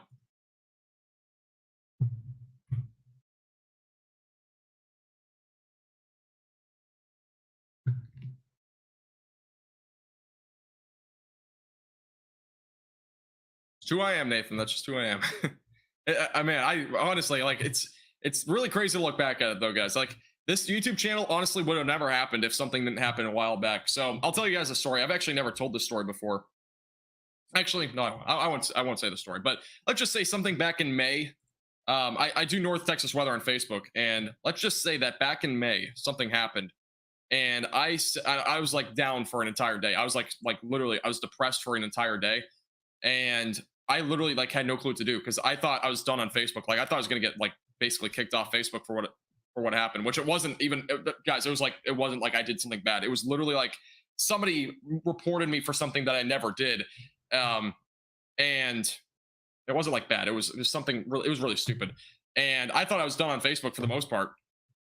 And so I had about 30,000 followers on there at the time. And so I was like, I got to pivot just in case. So I pivoted to YouTube. I started doing live streams on YouTube, and then I went nationwide. And that's where everything started, by the way. I mean, that's literally where it all started. So it's pretty wild. I mean, just kind of the journey that's been, it's really wild. Let me restart the software real quick. It's glitching out. But yeah, it is wild.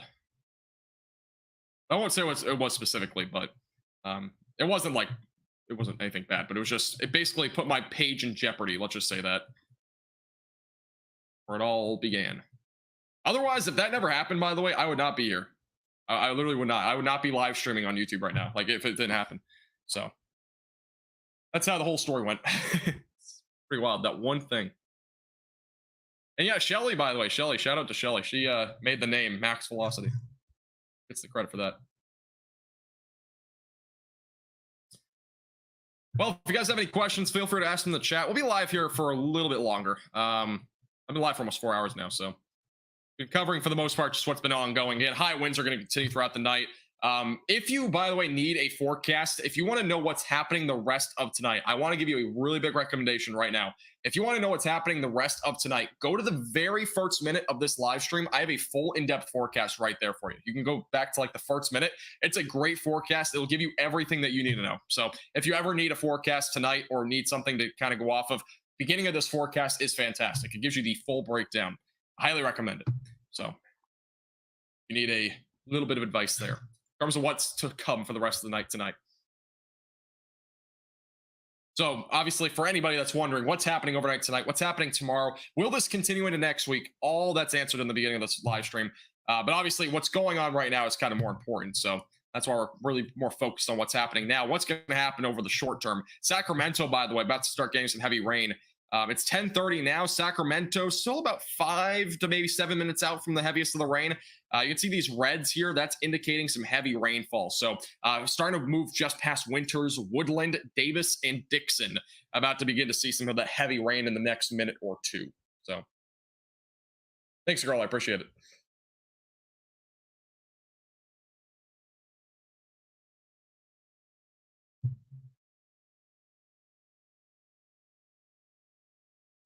I totally agree, by the way, Mind.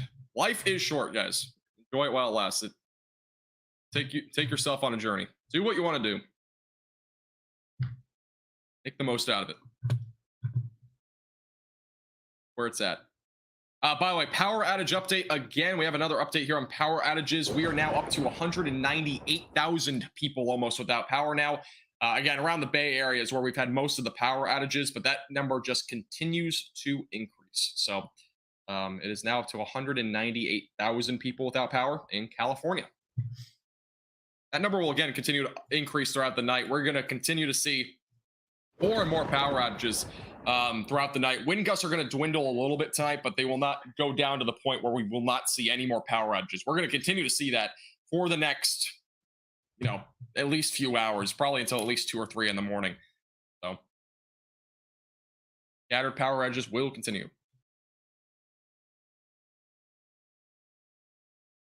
Hey, Willow, how you doing? Still have power in Stockton. That's good. Good to hear. It's always when you have power. Honestly, I've been in hurricanes before, and when you lose power, it feels like the worst thing ever because you basically are like, will I ever get power back? And one of those things, it's like, man, when am I ever going to get power back? But glad you have power. Glad you have power. There's a lot of people with power in California. It's over 98% of people still with power. But the Bay Area and whatnot, it's upwards of around 5, 6, 7% without power. So.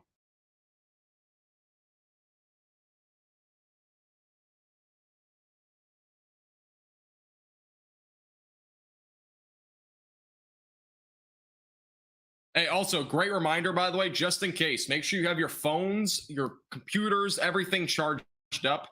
Flashlights have batteries prepared for them just in case you do lose power tonight. Big reminder. Remind your friends and family too. You don't have to share this live stream. Just make sure to message them. Make sure to message them. Make sure to tell them that charge up your devices and stuff in case you lose power. If you've not already, because there's been a lot of power outages. There'll be more tonight. It's a great thing to do right now to get those all in place right now. All that stuff done with right now instead of later. Let's go to the velocities real quick. Too crazy. Wind gusts are still kind of in these like little these really downpours, I should say, are currently in the range of around 40 mile per hour wind gusts. Again, San Francisco more recently had a wind gust close to 60 miles per hour. This is the latest on the METAR data. So 45 miles per hour actually near Oakland.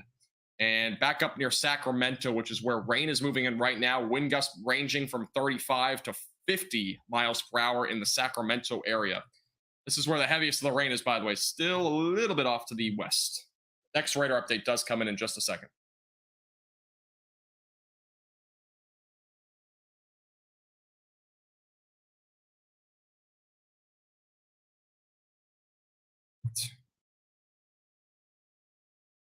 All right, no update on the power outages. We just went over that a second ago, so I wouldn't expect one for a little while.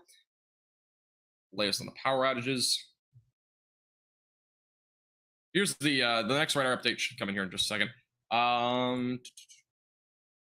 So somebody was asking about Los Angeles. So yeah, for those in Southern California, let me pull up a future radar real quick for you guys.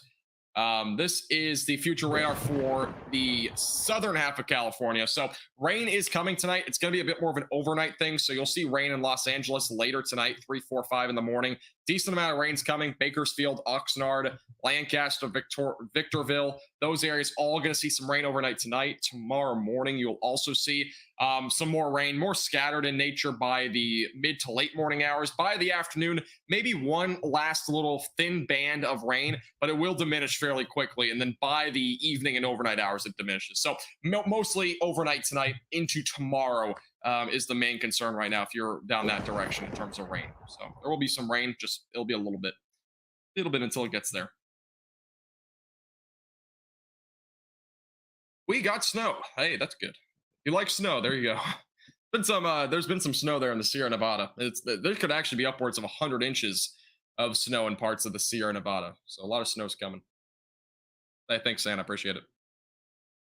By the way, if you've enjoyed this stream and you want to help support this page, again, we have a lot of expenses. So if you ever want to support our page above and beyond, you can either become a member for as little as $2.99 a month here on our YouTube channel. You can click the join button or the top link in the description, or you can donate with the donation link in the description below. Either way, again, it's not required by any means, but it does really help this page out a lot. We are a very small page and we have a lot of expenses. So I know showing weather radar might not sound like much of an expense, but it actually is. This thing is expensive. So if you ever want to support the page, great way to do it. But otherwise, again, by no means it's required. All right.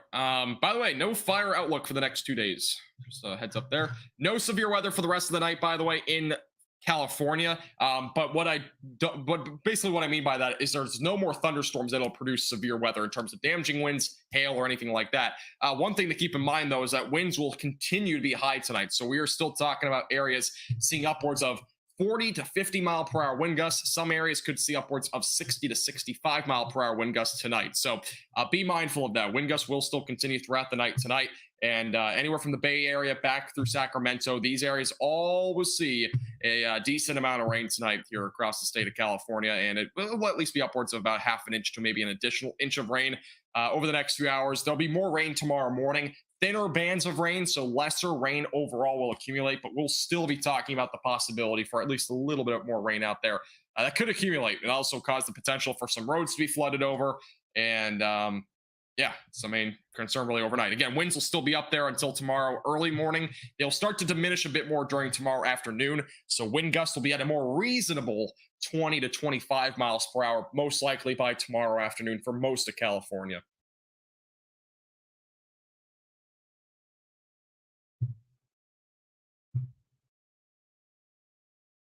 Have a great night, by the way, Willow. Appreciate you tuning in.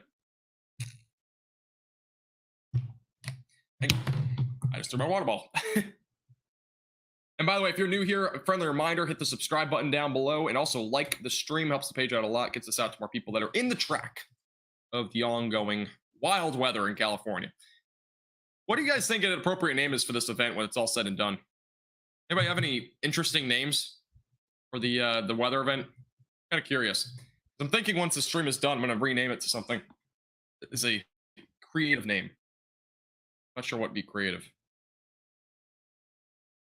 Pineapple Express. Yeah, Pineapple Express is like one of the main ones, but it's kind of basic. I don't know. Thinking like the wild, the extreme flooding event of 2023. That's kind of boring though. I don't know. I'm trying to think of a good name for it, but I mean, obviously there'll probably be some sort of official name. The Cold Hurricane. It's actually an interesting name. The Cold Hurricane. I don't want to say Cold Hurricane though, because it's not actually a hurricane, and people would probably judge me for it. So I'm not going to say hurricane, but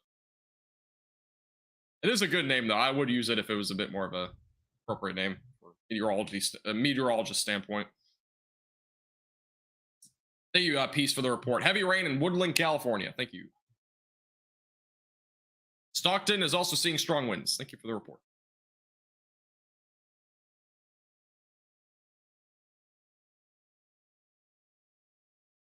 The cold cyclone. Yeah, that'd actually be a good name. The Norwestern. That's a good name. The Norwestern. That is actually a fantastic name. I'm pretty sure I'm gonna go with that one. All right, let me save this.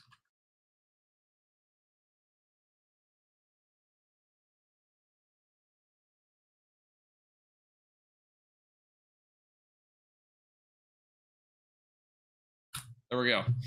That is going to be the new title once the stream is done. It's a good one.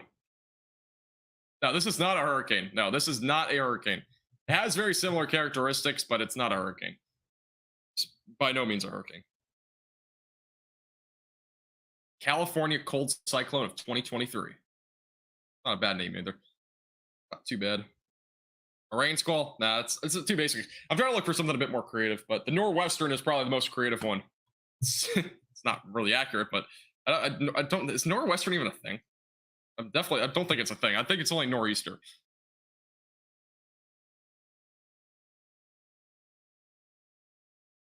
So I heard you wanted water. That's also a good one. I'll probably go with the Norwestern though. Sacramento, rain will hit you within the next 5 minutes. It's actually taking a little bit longer than it was supposed to. Rain is still back over near Woodland and Davis. It should be arriving any moment though. It's really slowed down for some reason. Let's look. Yeah, for whatever reason, the rain's really slowed down right here.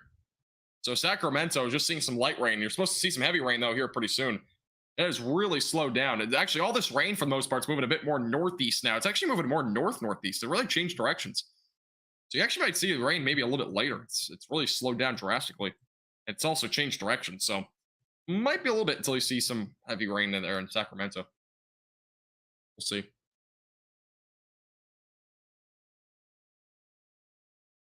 30K bomb cyclone. Hey, how you doing, Miss K? How's it going? Haven't seen you in a while.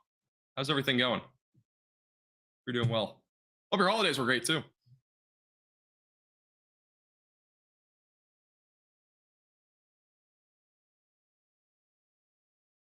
Yeah, this is the loop here, the Doppler radar loop, and again, it's interesting. The rain's actually going much further to the northeast here.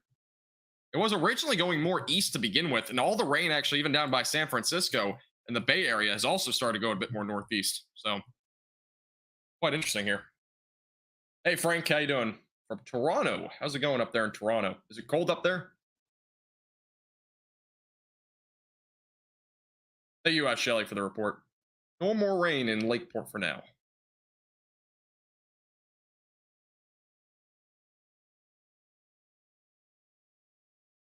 I'm in South Louisiana right now. It's kind of peaceful for now. Scattered showers. Thank you for the report. Nice.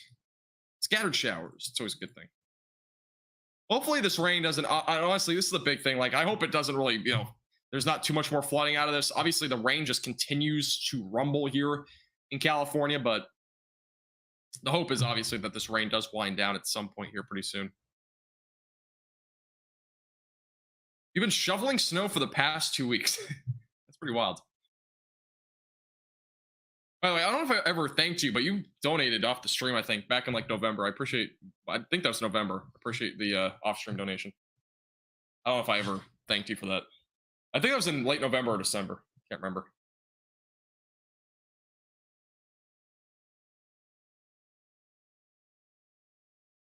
Let's go back up to Sacramento for now. Yeah, we have a couple areas we're watching: Sacramento and San Francisco, the Bay Area. Both areas seeing some rain. West of Sacramento is where the heaviest rain is. This is more of the lighter variety. This is light. Currently in Sacramento. This is where all the heavy rain is right now. Over there, west of Sacramento. Again, that is moving northeast, it seems like right now. So it's not really going towards Sacramento, but there will likely be some heavier rain in a little bit.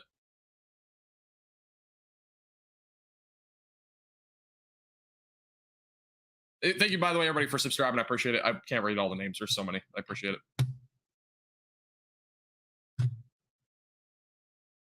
When you hear LA, do you think of Los Angeles or Louisiana? Typically Louisiana, but obviously today it's a bit of a different story because this is like the first time we've actually ever covered California. So today it's a bit different. Today it is. I was about to say Louisiana. Today is Los Angeles. But on a normal day, I refer to it as Louisiana.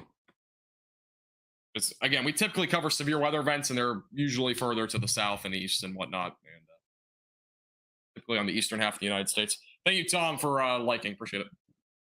Good the support. Yes, for Southern California, you're going to see rain overnight. You're not going to see it yet. You're going to see it a little bit later, and then into tomorrow morning. Scattered showers possible after the late morning into the early afternoon, but it should be pretty limited. No problem, Jeffrey. Yes, I am aware of that. Yeah, California is a state we just don't ever really cover because there's not a whole lot going on. This is, I would say, probably the most active it's been in my time of covering nationwide weather, but yeah, this is not something that you just see on a daily basis in California, which is why there's so many people watching rain. And this is something that's kind of weird because in severe weather events we'll have about this many viewers for severe weather that's significant. Having this many viewers for a lot of rain, obviously this is pretty extreme though. I mean, we're still talking about flooding, mudslides, trees down, and all that, but it just kind of gives you a perspective. California just doesn't see this often, and people have been. I actually know somebody that lives in California, and they were shocked. They live in San Francisco. They were shocked about seeing rain. A couple of days ago, they were seeing all sorts of rainfall, and they're like, I haven't seen this in years. So it's not something that happens in California very often. I mean, it's almost like snow falling for the first time during the winter, or your first time seeing snow almost. That's essentially what this is in California, but it's now getting a bit excessive for a lot of you. A lot of you are kind of like, I don't want this anymore. So kind of where we're at right now. Hey, thanks for the $5 super chat from AK. I appreciate it. Thank you very much. I appreciate your support a lot. Thank you. Really do appreciate the generosity. Goes a long way. Appreciate all the super chats and new members tonight. Since I haven't yet, I'm going to take a real quick break. I've been live streaming for nearly 4 hours and I've not yet even gotten up. So I'm going to be right back. I'll be back in about 30 seconds. If you have questions while I'm gone, make sure to leave them in the chat. We'll be right back in 30 seconds. While I give you a friendly reminder to hit that red button down below and subscribe. That way you never miss an accurate and honest forecast from Max Velocity. Also, make sure to hit that bell icon and click all so you receive all notifications when I go live or I have a video forecast for you. Also, hit the like button down below as well. Helps our page out a lot. And if you're feeling generous and you want to support our page above and beyond, you can become a member for as little as $2.99 per month. All you need to do is click that little join button and you can select from 4 different tiers, which give you different benefits from bloopers access to exclusive forecasts. You will also get a shout out here on our live stream. We'll be right back.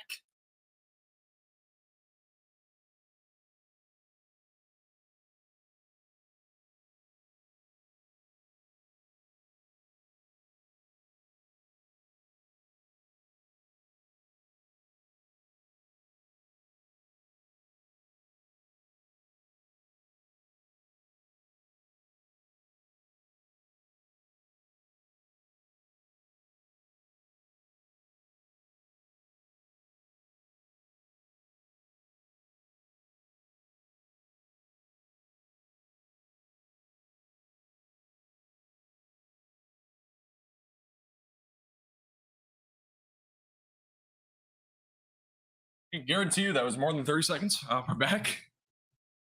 I've got up for a while. All right.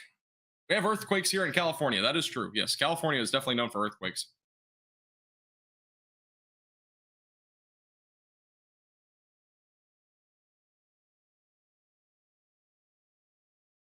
Sounds good, KP. Stay safe. Yeah, there's high waves out there. California is seeing waves upwards of, I mean, like off the coast of California, there's waves upwards of 20 to 30 feet. So it's pretty wild out there.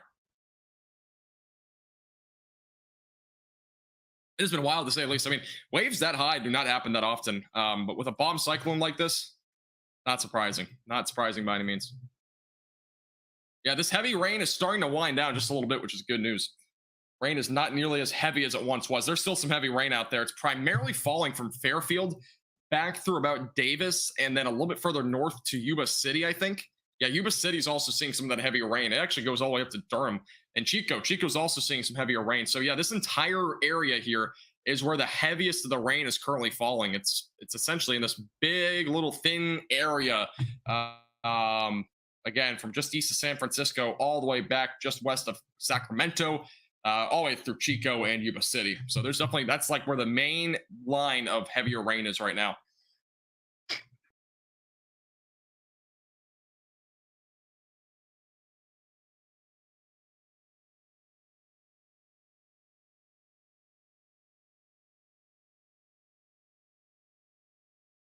TikTok is talking tsunami in San Francisco. There's no tsunami in San Francisco, I can tell you that. There's that's why I don't use TikTok. There's no tsunami in San Francisco. Some made up stuff, I'm guessing. Conspiracy theory sort of stuff, probably.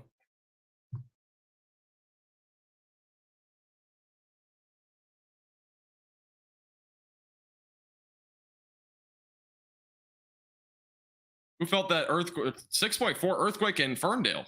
Really? There was a 6.4? I honestly, California, there's been some pretty crazy earthquakes here. Pretty wild. By the way, a little heavier rain, possibly a little bit of maybe a rumble of thunder or two near Dixon. There is heavier rainfall, a little bit of pink color kind of showing up here, very, very small, but a little bit of pink color showing up, which does indicate pretty heavy rain. That is near Dixon, just south near Interstate 80. So some heavy rain falling there, southwest of Sacramento, California. That's moving off again to the northeast. So Dixon will be impacted more directly by that than anything.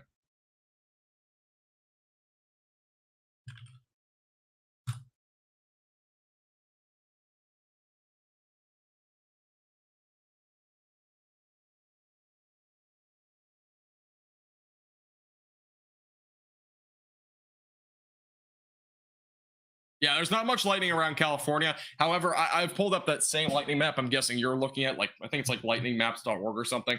That is definitely something to keep in mind. There is that there's sometimes a possibility that there is the lightning map doesn't pick pick up on certain rumbles of thunder and whatnot. It's not always 100% accurate. So there's definitely occasions where there is a little bit of thunder, like a couple rumbles, like weak rumbles or whatever, very limited lightning, and it sometimes doesn't pick up on it. So it's not always 100% accurate, but I would assume, if anything, there's maybe one or two very rare rumbles of thunder with any of this area of rain right now near Dixon and Davis. That's pretty much what I'm looking at right now. Evan, you can't get. Do you not have a good enough computer for it? I'm guessing you don't have a good enough computer for it. There's a certain specifications that you need for it.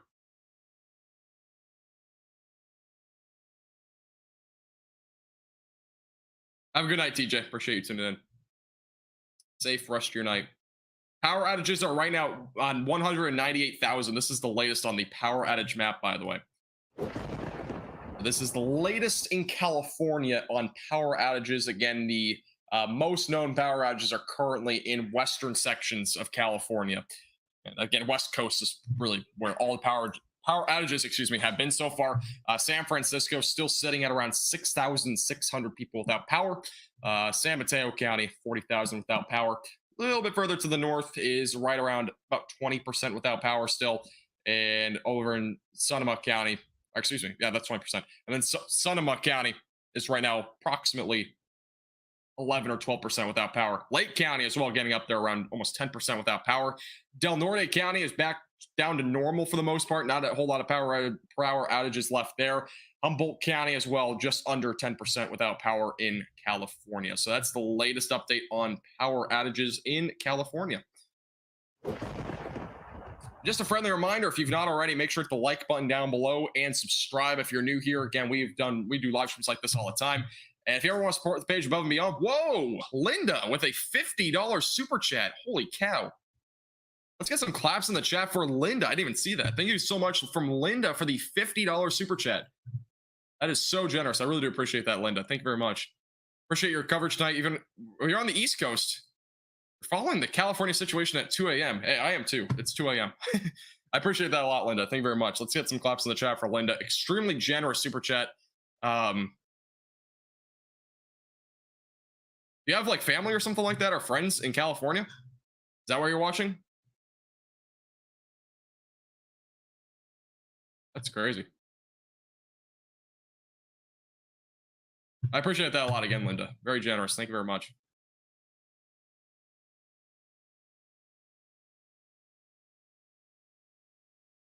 Mad Dog, not a whole lot of potential for thunderstorms in the Bay Area over the next few days. It should remain pretty limited.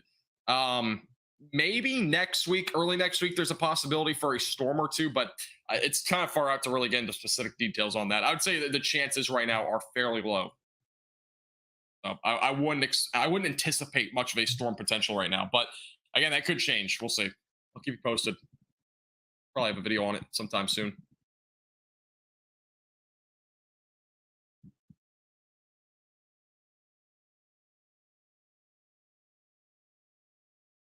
All right. Let's see. No other updates on there. Twitter, no updates on Twitter either. So that's the latest there in terms of stuff going on. Latest updates. Heavy rain is currently staying actually west of Sacramento, believe it or not. This all was going towards Sacramento. It is gone now northeast. Or northeast. So it's not even really going towards Sacramento right now. You'll probably get heavy rain at some point, but not now. It might be another half an hour to an hour. It was actually really weird. If you watch like the 2 to 3 hour loop, this heavy rain was pretty much going due northeast towards Sacramento, and it has taken now a pretty sharp turn to the northeast. So overall, this rain will likely keep going northeast, but Sacramento for at least a little bit will kind of be dry for now. Or it won't be dry. You're actually still seeing a couple of light showers there, but nothing significant right now.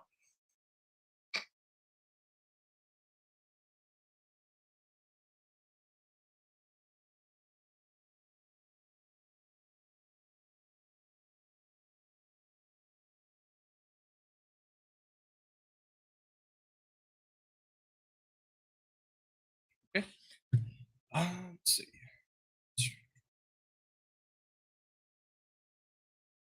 Ready.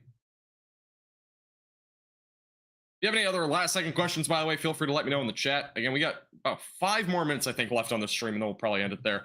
It's been a 4-hour live stream, so pretty much like last night. 2 4-hour live streams in a row, by the way. That's pretty impressive. I haven't really done that many live streams in the last, I mean, I've done like about 7 or 8 now, I think, in the last about 30 days, but we typically do more like 15. Or I try to, at least, during the summer. Any idea why Charlotte, North Carolina area has not seen a ton of thunderstorms and tornadoes the last few years? I mean, North Carolina isn't really known for seeing a bunch of tornadoes.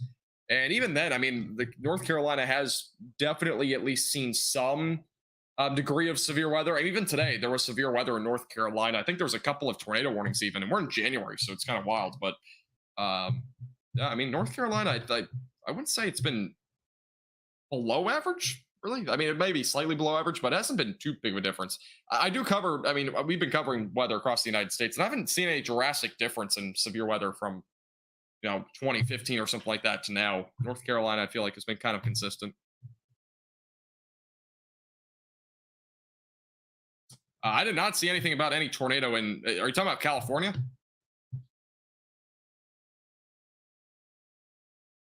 This radar right now, we're over near Sacramento. So Dixon, Davis, I mean, this is kind of like a bit more of a wide view of things right now. If we go back over to the large scale, let's go to here and turn on this, there we go. This is the view of the bomb cyclone, by the way, for those that are curious to see what's happening. Pretty wild, to say the least. This is the center of it, again, just west of Oregon. Thank you, Scott, for the $2 super chat. Hey, I appreciate it. Have a great night. We'll see you guys again soon. Sun Noma. Thank you, Mister. Appreciate it. I've never done California weather before, so new to all of us. New to me. Not to you guys. I just said new to all of us, but I'm pretty sure almost everybody here is probably from California.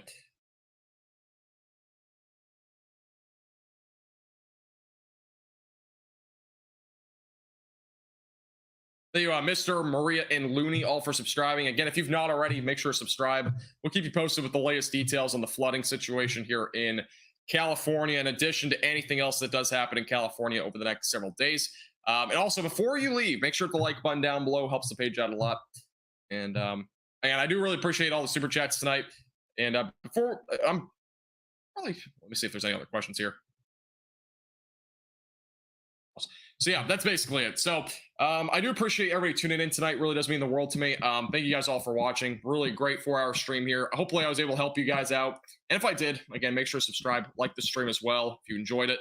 But yeah, again, if there's any other significant weather here for California, don't worry. I'll be live again soon at some point. But other than that, I appreciate everybody tuning in. Before you leave, make sure to give some claps in the chat for Shelly. She's been here for 4 hours, and I really do appreciate her help here. Moderating the chat and all that, really do appreciate it. Get some claps in the chat one last time for her. Also, from the $50 super chat from Linda, extremely generous. Make sure to give some claps in the chat for that as well. Really goes a long way. And if you ever want to support the page, again, I highly recommend it. If you want to support the page, you can become a member for literally $3 a month. That's less than a cup of coffee. You can literally become a member. Just got to click the join button, or you can click the link in the description if you're on mobile devices. It helps the page out tremendously because we do, again, have a lot of expenses here. So anything goes a long way, even if it's a very small $1 amount. It really goes a long way for us. So other than that, though, again, I appreciate everybody tuning in, and have a great, safe rest of your night, guys. We will see you guys all again in another stream at some point in the future. I should have a video out tomorrow at 5. If not, there will be probably one the following day on Friday. So keep a close eye out for that. We'll see you guys all again soon, and have a great, safe rest of your night. Thank you guys all again for tuning in. And also, thank you guys for 30,000 subscribers. Never would have imagined. Really do appreciate your support. Have a great, safe rest of your night, and we will see you guys all again soon. I've said that 5 times. See you guys soon.